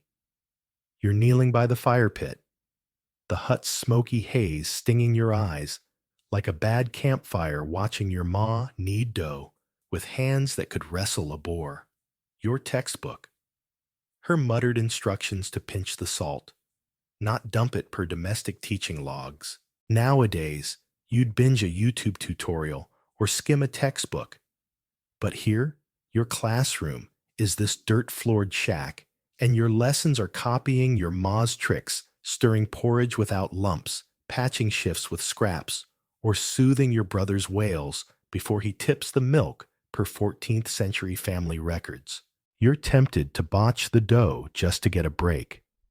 Your wrists ache from yesterday's grinding per skeletal studies of teen labor, but a bad loaf means no supper. And you're dodging your ma's wooden spoon, which has a better aim than the village archer per sibling anecdotes. You're stirring your hands, cramping, like you've been scrolling a phone for hours praying the porridge doesn't burn. Because last time you scorched it, you got extra laundry duty per household punishment logs, and you're not about to haul another 50 gallons from the well for that. The yard's a whirlwind of lessons, spinning wool, till your fingers bleed, mending socks with stitches tighter than a miser's purse chasing your brother, before he eats a rat's leavings. Each task a test in your ma's relentless school, per communal labor accounts. Nowadays, you'd have teachers, grades, and a guidance counselor. But here, your teacher is your ma's sharp tongue.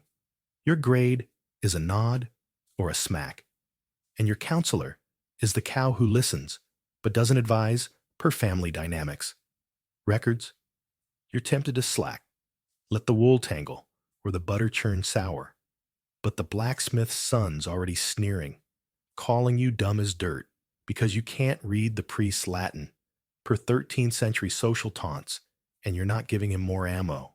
You're picturing the monastery boys scratching parchment with quills that cost more than your family's yearly bread per educational expense logs, and you're seething because you'd trade a week's chores to learn a letter, but girls don't get that shot, and you're dodging your paw's warning that dreams are for nobles, per parental discipline accounts. You're tempted to sneak a peek at the monk's books, but you settle for memorizing your ma's bread recipe, because rebellion's a sin, and you've got mouths to feed. The village is a buzzing hive of know-how every teen learning by doing boys trailing their pass to plow fields, girls mimicking their mass to boil pottage, because 95% of you never see a classroom per medieval education stats. You overhear the baker's wife griping about her son's useless apprentice who can't shape a loaf, and the tanner's daughter boasting about her stitching per gossip logs, and you're tempted to roll your eyes, but you're too busy threading a needle, your fingers pricked like a pincushion, per textile training records. Nowadays, you'd have textbooks and Wi-Fi. But here, your textbook is your ma's hands. Your Wi-Fi is her hist. Do it right. And your degree is a family that doesn't starve per survival accounts. You're tempted to trade for a glimpse at the monastery's Latin scrolls. But you're grains for bread, not bribes. And you're not swapping supper for a forbidden lesson per trade logs. You're dodging the blacksmith's son's jibes, his smug grin wider than the church door, and you're tempted to accidentally spill porridge on him, but you're not risking a brawl that'd earn you a week of scrubbing pots. You're not reckless, though learning's a gamble. One burnt loaf, and you're on double chores. One loose stitch, and the shift rips, like the 13th century teen fined for shoddy weaving per court records. You're also aware of the stakes. If you don't master these skills, your family goes hungry, and your ma's wooden spoon is kinder than a winter famine per household survival logs. The tavern's full of tales of teens who botched chores and got sent to beg, and you're double-checking your dough's rise like a medieval baker because you're not letting a flat loaf betray you. You're tempted to fake a fumble. Your hands are raw from spinning per-joint pain studies, but you settle for steady kneading because slacking's a sin, and you've got a family to feed. You're not blind to the risks. Lumpy porridge torn threads, and a ma who'd tan you for a mistake. But you're ready, because this hut's your schoolroom, and you're forging survival from flour and thread. You're not alone, though. The village is a network of teen learners, spinners, milkers, minders, each mastering their trade by watching sharing tricks, like soaking grain to ease grinding per communal labor logs, like the 1289 hamlet that pooled thread to outlast a lean winter per village records. You trade a glance with the tanner's daughter for her tip on calming toddlers with a song, because this era's about teamwork and a shared hacks-a-fed family. You're tempted to dream of the Lord's daughters learning embroidery with real teachers, but you shake it off because your ma's lessons are your reality, and they're worth more than a noble's needle if they keep the hut stocked. You're tempted to curse the grind.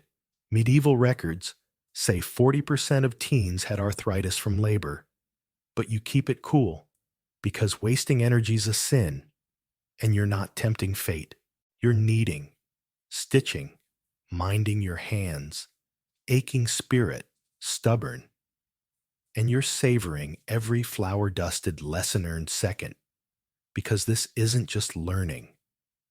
It's a medieval epic, and you're the teen-scarred but scrappy, mastering survival with the lessons you learn by doing, the ailments that steal your breath. You've clawed through another dawn in your smoky, rat-packed hut. Joan, a 14-year-old in a muddy English village, your arms still aching from grinding grain, spinning wool, and chasing your toddler brother to keep your family fed and clothed. You've dodged your ma's wooden spoon and the baker's wife's jabs, learning survival by mimicking your ma's. Every move in a world where books are for monks and girls don't dream of school. You thought your flu shot nowadays with its quick jab and a free lollipop was a health hassle. Think again, because you're coughing through the hut's fire pit haze, wincing from a throbbing toothache, and praying a scratch from the spinning spindle doesn't fester as medieval teens face 3 serious illnesses before 20 per medical records. You're hunched by the hearth, your linen shift stiff with sweat and speckled with ash, chewing mint leaves to dull the pain in your gums, where 80% of teens had decay per skeletal studies. The village healer's cure is a knife for bloodletting, and you're dodging the blacksmith's son's taunts about your weak cough. Per gossip logs, you're tempted to fake wellness and skip the healer, but a fever halts your chores, and you're not risking starvation or your ma's wrath. This isn't just health, it's a medieval gamble, and you're fighting rot with herbs, a wince, and a prayer to see tomorrow. You're slumped by the fire pit, the hut's choking, smoke burning your lungs, like you've inhaled a campfire, each cough rattling your chest, worse than a bad vaping hit. Per respiratory, studies linking smoke to teen ailments. Nowadays, you'd pop an ibuprofen sip, some tea, and binge Netflix through a cold. But here your pharmacy is a sack of wilted mint and sage. Your doctor is a grim-faced healer who thinks slicing your arm to balance humors fixes a cough per 14th century medical texts. Your teeth ache. 80% of teens under 25 had cavities, or gum disease per archaeological dental analyses, and you're rubbing them with a frayed twig and chalk paste, a crude toothbrush that scrapes more than it cleans per hygiene logs. You're tempted to ignore the pain. Your gums have been sore for weeks, and you've got wool to spin. But a tooth abscess could kill like the 13th century teen who died from a festering molar per mortality records. You're chewing mint, your jaw throbbing, praying it holds off the healer's pliers, because his dental work sounds like a scream fest per village tales. And you're not eager to lose a tooth before you're 15. The hut's a petri dish of peril, smoke breeds, coughs, rats carry fleas, and a scratch from the quern's rough stone could turn septic per infection studies. Nowadays, you'd have antibiotics and Band-Aids. But here, your antibiotic is a poultice of crushed herbs that smells like a swamp, and your Band-Aid is a rag tied with twine per medicinal accounts. You're tempted to hide your cough. Your ma's already piling on chores, and the tanner's daughter smirking about sickly Joan. But a cold can spiral to pneumonia, a death sentence without modern drugs per health records. The healer's eyeing your veins, muttering about bloodletting to purge bad air, a treatment that leaves you weaker than a starved rat per medical practice logs, and you're dodging his knife like it's the plague itself, which oddly spares teens more than kids or elders per plague survivor stats. You're tempted to bolt to the fields, but your fever's climbing, and you're not risking collapse mid-chore because no work means no bread, and you're not facing your pa's belt for that. The village is a grim ward of wheezes and limps, every teen battling smoke-filled lungs, rotting teeth, or cuts from farm tools, with 3 major illnesses expected before adulthood per morbidity records. You overhear the baker's wife griping about her son's fever, and the blacksmith's daughter boasting she chewed sage to dodge a cold per gossip accounts. And you're tempted to roll your eyes, but you're too busy brewing a mint tisane, your hands shaking like you've been spinning wool for hours, per herbal remedy logs. Nowadays, you'd have urgent care and cough syrup, but here your care is a healer's chant. Your syrup is ale spiked with thyme per village health practices. You're tempted to trade for the Lord's fancy physician who uses imported herbs, but your grains for porridge, not bribes. And you're not swapping supper for a slim chance at relief per trade accounts. You're dodging the tanner's daughter's jibes, her smug grin wider than the church gate. And you're tempted to accidentally splash her with tisane, but you're not risking a brawl that'd earn you extra chores. You're not reckless, though you know health's a gamble. One bad cut, and infection kills. One ignored cough, and you're bedridden like the 13th century teen who died from a plow scratch per infection records. You're also aware of the stakes. If you can't work, your family starves, and your ma's wooden spoon is kinder than hunger per household survival logs. The tavern's full of tales of teens who hid fevers and dropped dead, and you're double-checking your poultice like a medieval apothecary because you're not letting a rancid herb betray you. You're tempted to tough it out. Your chest's tight, and 40% of teens had respiratory issues from smoke per skeletal studies, but you settle for sipping thyme ale because ignoring's a sin. And you've got chores to do. You're not blind to the risks, festering wounds, quack healers, and a PA who'd tan you for slacking. But you're ready, because this hut's your infirmary, and you're forging survival from sage and grit. You're not alone, though. The village is a network of sniffling survivors, spinners, milkers, haulers, each battling the same coughs and aches, sharing tricks like chewing mint for breath per communal health logs like the 1289 Hamlet that pooled sage to fend off a flu per village records. You trade a glance with the blacksmith's daughter for her tip on tying lavender sachets to ward off bad air, because this era is about teamwork and a shared hack's a breathing family. You're tempted to dream of the Lord's clean manor, maybe with no smoke to choke you, but you shake it off, because your herb sack's your reality, and it's worth more than a noble's tonic if it keeps you upright. You're tempted to curse the cough. Medieval records say 25% of teens died from infections, but you keep it cool because wasting energy's a sin, and you're not tempting fate.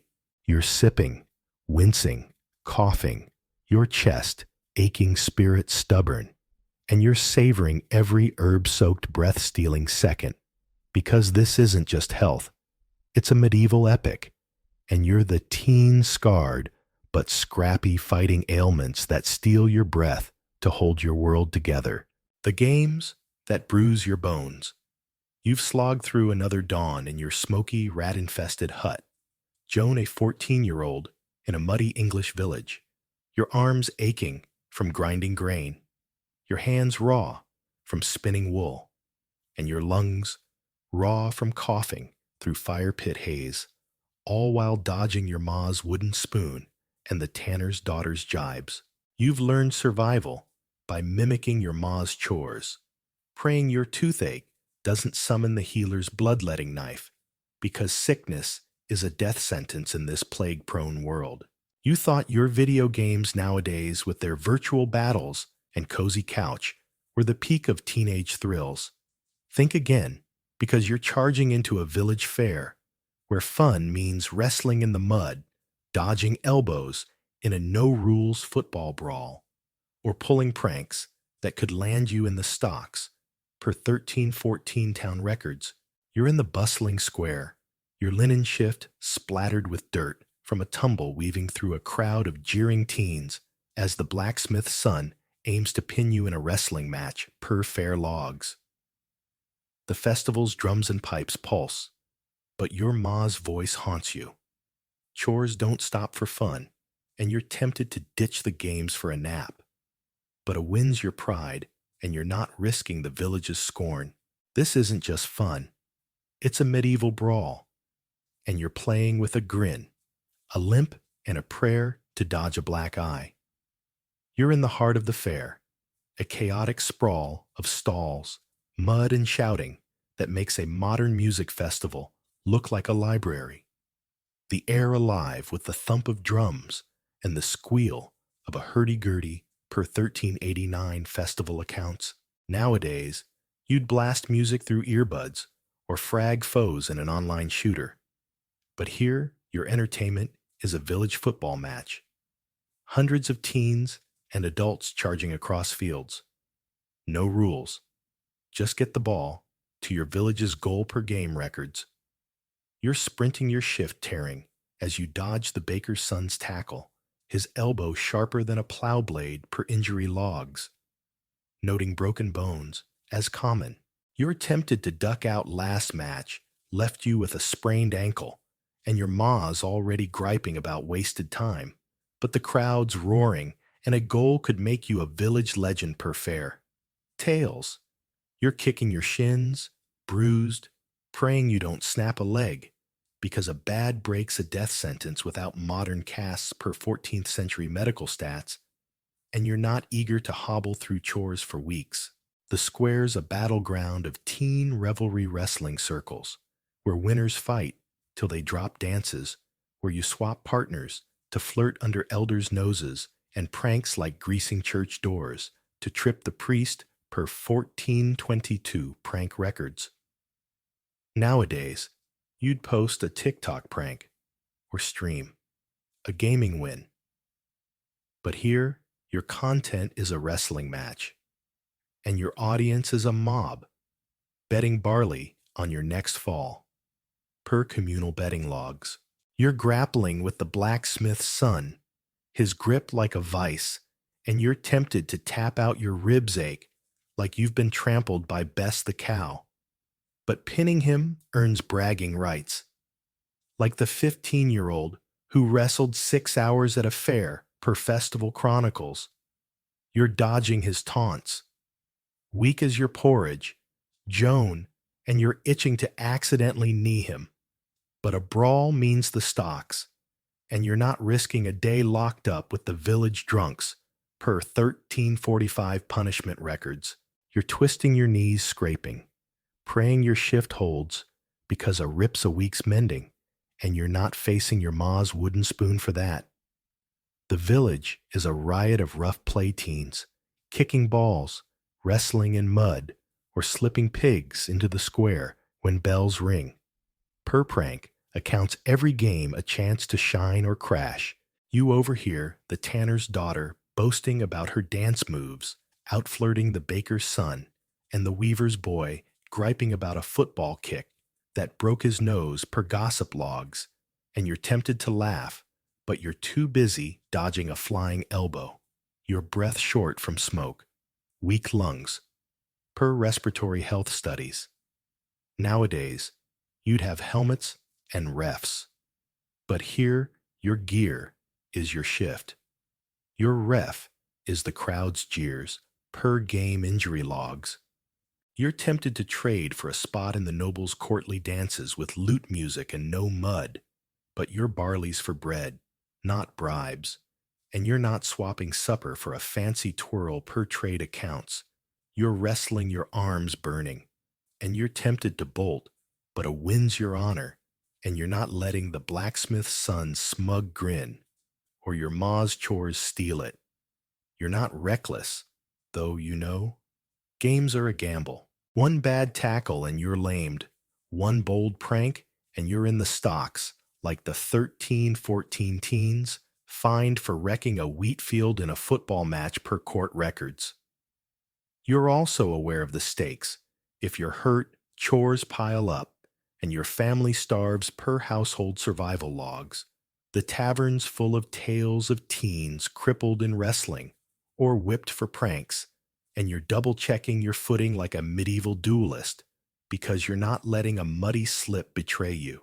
You're tempted to play it safe. Your ribs are bruised, and 40% of teens had joint injuries from rough play per skeletal studies.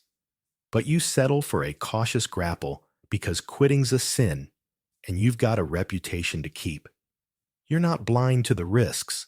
Snapped bones, angry elders, and a P.O. who'd tan you for slacking. But you're ready, because this square's your arena, and you're forging glory from mud and grit. You're not alone, though. The village is a network of rowdy teens, kickers, wrestlers, pranksters, each chasing the same fleeting joy, sharing tricks, like aiming low in football, per communal game logs, like the 1289 Hamlet that pooled ale for a winning team per festival records. You trade a glance with the baker's daughter for her tip on dodging tackles with a spin, because this era's about teamwork, and a shared hack's a sweeter victory. You're tempted to dream of the Lord's tourneys maybe with armor, and no stocks. But you shake it off because your games are your reality, and they're worth more than a noble's joust if they keep your spirit alive. You're tempted to curse the bruises, medieval records. Say 25% of teen injuries were from sports. But you keep it cool, because wasting energy's a sin, and you're not tempting fate. You're wrestling, dancing, pranking, your bones, aching spirit, stubborn, and you're savoring every mud-soaked glory-grabbing second. Because this isn't just fun. It's a medieval epic, and you're the teen scarred, but scrappy bruising your bones to seize a moment of joy. The threads that mark your place. You've battled another dawn in your smoky, rat-ridden hut. Joan, a 14-year-old in a muddy English village, your arms sore from grinding grain, your lungs raw from coughing through fire pit haze, your ribs bruised from wrestling at the fair, where you dodged elbows and pulled pranks to snatch a moment of glory. You've learned survival by mimicking your ma's chores, praying your toothache doesn't summon the healer's knife and outlasting the blacksmith's son's taunts in a muddy brawl. You thought your fast fashion nowadays, with its trendy tees and endless online carts, was a style flex.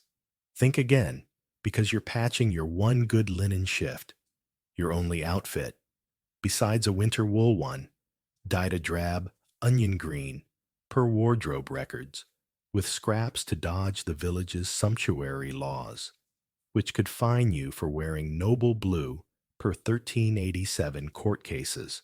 You're in the hut's dim corner, your shift speckled with ash, sewing a sprig of lavender into the hem for a whiff of freshness per hygiene logs, while the baker's son snickers at your raggy look.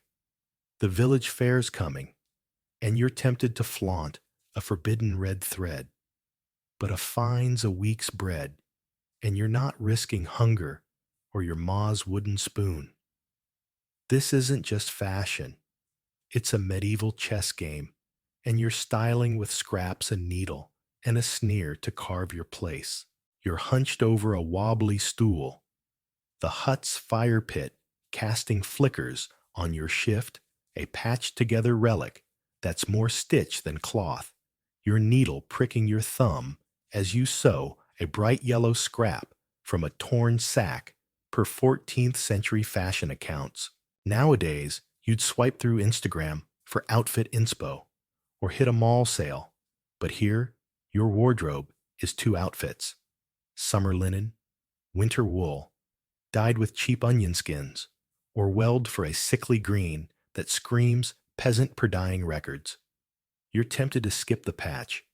Your fingers are raw from spinning wool per skeletal joint studies, but a hole means a week's mending, and you're dodging your ma's glare, her wooden spoon, ever ready for slovenly daughters per family discipline logs. You're sewing lavender into your hem, a trick to mask the hut's cow and smoke reek per hygiene practices, praying it lasts through the fair, where eyes judge your threads as much as your face per social accounts. You're tempted to borrow the tanner's daughter's red ribbon. She's been flashing it like a noble, but sumptuary, laws ban fancy colors for your class, and you're not about to pay a fine that'd starve your family per court penalties. The village is a runway of scrutiny. Every teen strutting their patch shifts or caps trying to shine without crossing the law's line per communal fashion logs. Nowadays, you'd flex a new hoodie or custom sneakers, but here, your flex is a belt buckle. You traded a month's spun wool for its bronze glint. Your only brag, per accessory. Trade records, you're tempted to flaunt it. The baker's son's already sneering, calling your shift fit for pigs, and the weaver's girl's parading a blue sash that's dangerously close to noble territory per 1387 sumptuary violations. You're picturing the 15-year-old merchant's son, fined for royal blue per court cases. And you're smirking because your yellow patch is legal, if ugly. And you're dodging the steward's hawkish eye, who'd love to slap you with a fine per village enforcement logs. You're tempted to stitch a bold pattern, maybe a star from scraps, but your ma's warning rings. Fancies for lords not us. And you're not risking a public shaming in the stocks for a bit of flair, per punishment records. The fair's a stage for teen swagger girls embroidering veil edges, boys sporting leather caps tilted just so, but every thread's a gamble under the village's watchful gaze. Per festival appearance accounts, you overhear the tanner's daughter boasting about her stolen red thread, traded from her ma's stash, and the blacksmith's son griping about his plain cap per gossip logs, and you're tempted to scoff, but you're too busy threading your needle, your hands trembling from yesterday's spinning per labor injury stats. Nowadays, you'd have closets stuffed with options and no laws on colors. But here, your closet is a corner peg. Your style is dodging fines per sumptuary regulations. You're tempted to trade for the weaver's girl's cutout shoes, but your barley's for porridge, not barters, and you're not swapping supper for a noble's tread per trade accounts. You're dodging the baker's son's jibes, his grin wider than the church gate, and you're itching to accidentally snag his cap, but you're not risking a brawl that'd earn you extra chores or a steward's notice. You're not reckless, though, fashion's a gamble. One noble shade, and you're fined. One bold stitch, and you're mocked, like the 13th century teen shamed for a lordly belt per court records. You're also aware of the stakes. If you look too fancy, the village shuns you. And if you look too ragged, you're a disgrace per social accounts. The tavern's full of tales of teens fined for bright cloaks or whipped for stealing cloth, and you're double-checking your patches like a medieval tailor because you're not letting a loose thread betray you. You're tempted to flaunt the lavender sprig. 40% of teens used herbs for scent per hygiene studies, but you settle for subtle stitches. Because vanity's a sin, and you've got a family to feed. You're not blind to the risks prying stewards' jealous peers and a ma who'd tan you for showing off. But you're ready because this hut's your atelier, and you're forging style from rags and grit. You're not alone, though. The village is a network of teen stylists, spinners, dyers, patchers, each battling the same drab threads, sharing tricks like dyeing with weld for a brighter yellow per communal fashion, logs like the 1289 Hamlet that pooled scraps for a festival banner per village records. You trade a glance with the blacksmith's daughter for her tip on hiding bright patches under a shawl, because this era is about teamwork, and a shared hack's a sharper look. You're tempted to dream of the Lord's silks, maybe with no fines to dodge, but you shake it off because your shift's your reality, and it's worth more than a noble's gown if it keeps you proud. You're tempted to curse the laws. Medieval records say 25% of sumptuary fines hit teens, but you keep it cool because wasting energy's a sin, and you're not tempting fate. You're sewing pricking styling your fingers, aching spirit stubborn, and you're savoring every scrap-stitched pride-seizing second, because this isn't just fashion. It's a medieval epic, and you're the teen scarred, but scrappy marking your place, with threads that hold your world, the match that locks your fate. You've endured another dawn in your smoky, rat-plagued hut.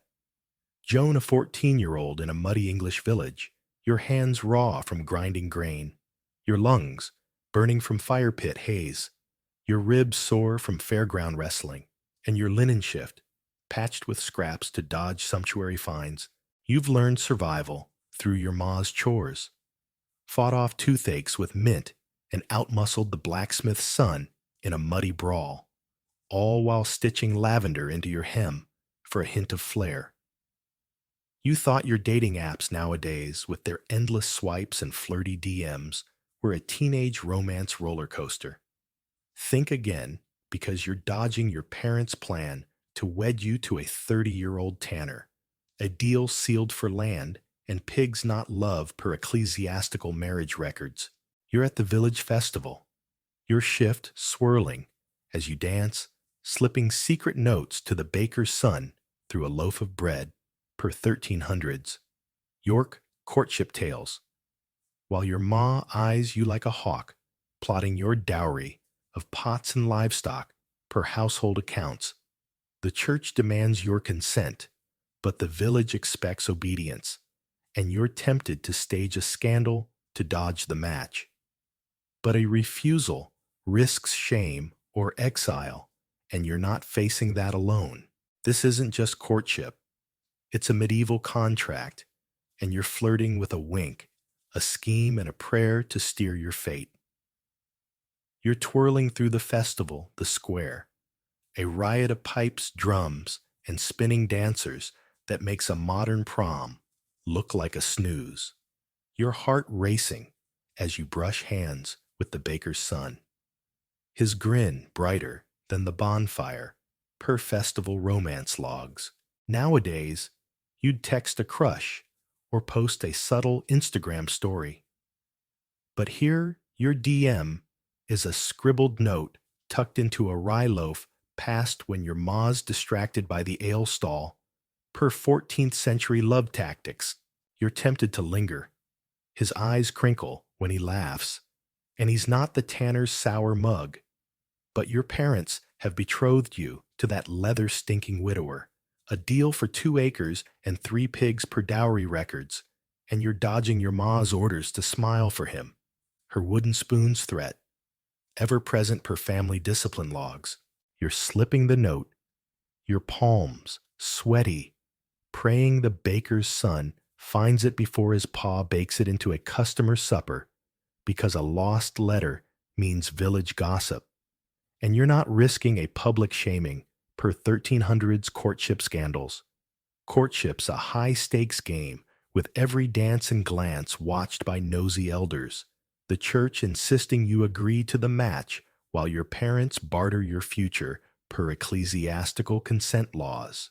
Nowadays, you'd ghost a bad date or block a creep. But here, your block is a risky ploy.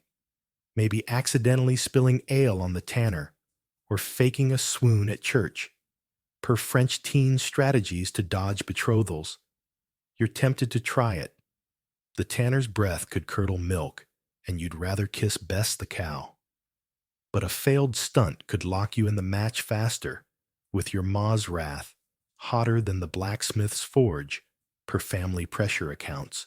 You're picturing the 14-year-old boy who halted his wedding by claiming a secret prior marriage per church court records, and you're smirking. Because you'd love to pull that trick, but your village knows your every move, and you're dodging the priest's sermon on dutiful daughters per 14th century moral logs. You're dancing your shift, catching on a stall, praying your note lands true, because a spark with the baker's son is your only shot at swaying your fate. The village is a gossip-fueled stage, every teen weaving through dances and fairs to catch a crush's eye, trading handkerchiefs or bread notes to flirt under elders' noses per festival courtship records. You overhear the tanner's daughter boasting about her chance meeting with the miller's boy during church, and the weaver's girl griping about her betrothal to a 40-year-old merchant per gossip logs, and you're tempted to scoff, but you're too busy plotting your next move. Your fingers trembling as you tuck another note per love letter accounts. Nowadays, you'd have private chats and heart emojis. But here, your chat is a loaf passed at the market. Your emoji, a shy grin, per 1300s romance tactics. You're tempted to trade for the Lord's courtly romance with chaperoned walks and no livestock deals. But your barley's for porridge, not dreams. And you're not swapping supper for a noble's wooing per trade logs. You're dodging the baker's son's paw, his eyes sharper than a tax collector's, and you're tempted to abandon the plan. But a stolen moment's your honor, and you're not letting your ma's dowry or the tanner's stench steal it. You're not reckless, though you know courtship's a gamble. One caught note and you're shamed. One bold move and you're wed faster, like the 13th century teen exiled for defying her betrothal per court records. You're also aware of the stakes. If you don't play smart, you're bound to a man you loathe, and your family's land deal crumbles, per dowry disputes. The tavern's full of tales of teens whipped for secret trysts or disowned for refusing matches, and you're double-checking your loaf's hiding spot like a medieval spy, because you're not letting a nosy elder betray you. You're tempted to confess your crush. 25% of teens influence their parents through gossip per courtship studies. But you settle for subtle notes because defiance is a sin and you've got a family to appease. You're not blind to the risks, prying priests, angry tanners, and a ma who'd tan you for shame. But you're ready because this fair's your chessboard, and you're forging love from bread and guile. You're not alone, though. The village is a network of teen romantics, flirters, note passers, dancers, each dodging the same arranged fates, sharing tricks like hiding letters and market goods, per communal courtship logs like the 1289 Hamlet that pooled cloth for courtship handkerchiefs, per festival records. You trade a glance with the blacksmith's daughter for her tip on timing, dances to slip notes, because this era's about teamwork, and a shared hack's a sweeter spark. You're tempted to dream of the Lord's love matches, maybe with no dowry deals, but you shake it off because your notes are your reality and they're worth more than a noble's vows if they sway your heart. You're tempted to curse the binds.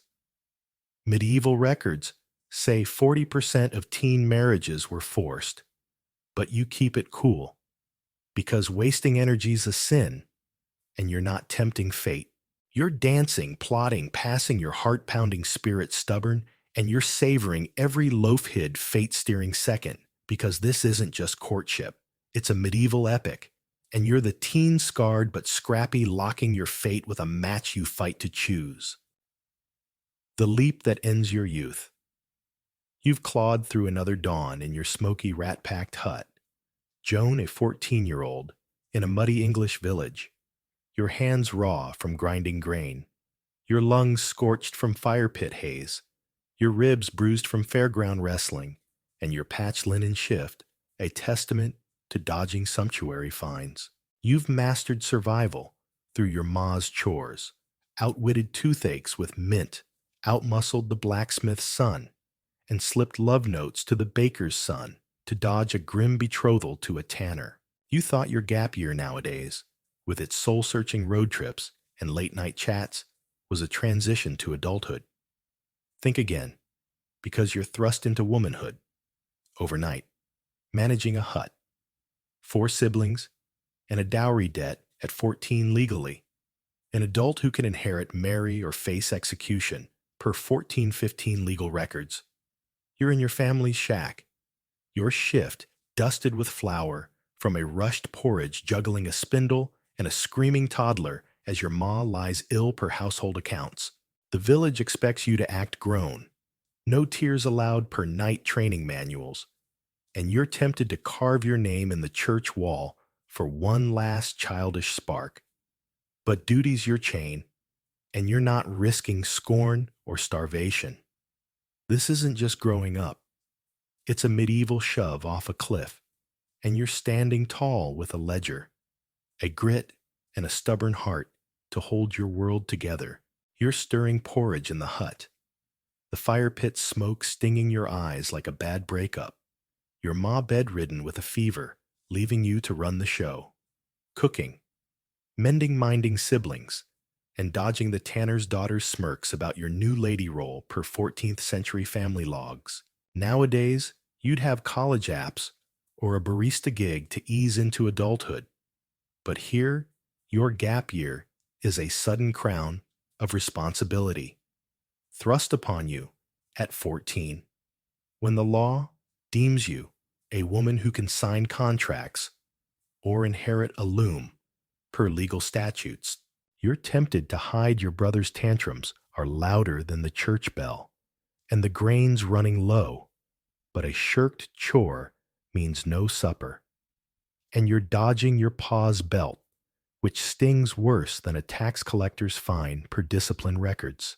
You're tallying barley like a merchant, your hands shaking from spinning 2,400 feet of wool yesterday, per textile accounts, praying you stretch the stores till harvest because a lean month could kill per famine logs. And you're not about to let your siblings starve under your watch. The hut's a crucible of adult burdens.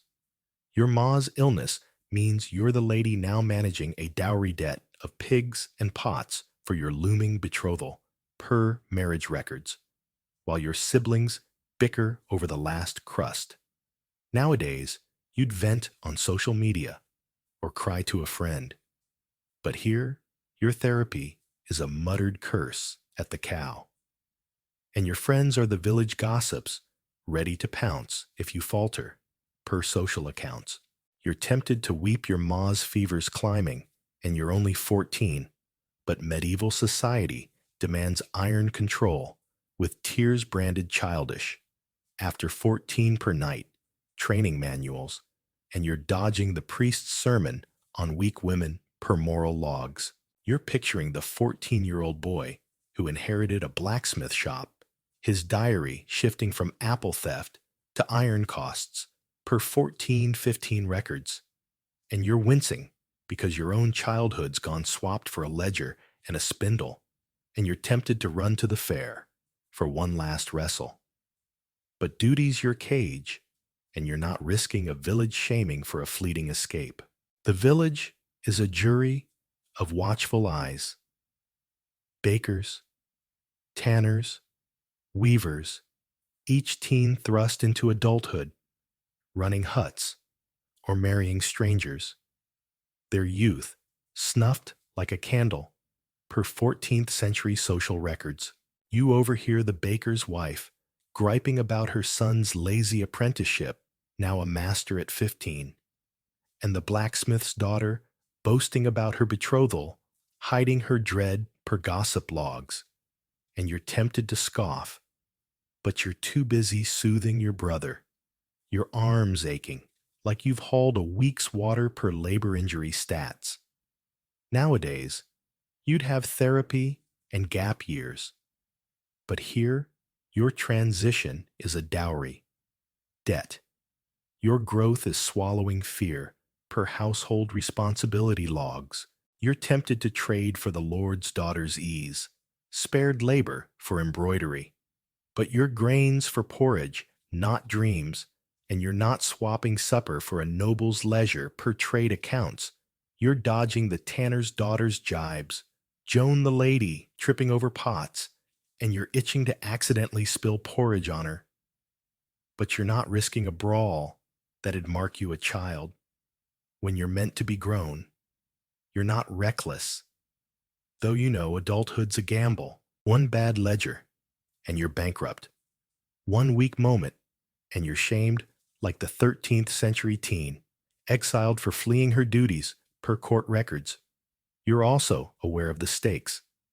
If you fail, your siblings starve your ma, worsens, and the village brands you useless per social accounts.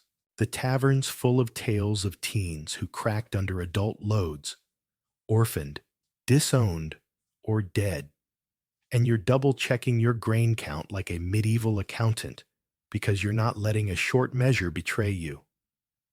You're tempted to cry. 40% of teens faced early arthritis from labor per skeletal studies, but you settle for a steady hand. Because weakness is a sin, and you've got a family to feed. You're not blind to the risks, failing crops village scorn, and a PA who'd tan you for tears. But you're ready because this hut's your kingdom, and you're forging survival from duty and grit. You're not alone, though. The village is a network of young adults, spinners, heirs, brides, each shoved from youth to duty, sharing tricks like bartering wool for grain, per communal survival logs like the 1289 hamlet that pooled livestock to outlast a famine per village records. You trade a glance with the baker's son for his tip on calming siblings with a story. Because this era's about teamwork and a shared hacks, a fed family. You're tempted to dream of the Lord's teens eased into titles with no hunger, but you shake it off because your ledger's your reality, and it's worth more than a noble's crown. If it keeps your siblings alive, you're tempted to curse the leap. Medieval records say 25% of teens died before 20, but you keep it cool because wasting energy's a sin, and you're not tempting fate. You're managing, mending, minding your heart, aching spirit, stubborn, and you're savoring every duty-soaked youth-ending second. Because this isn't just growing up, it's a medieval epic, and you're the teen scarred, but scrappy, leaping to adulthood to hold your world with a strength you never knew.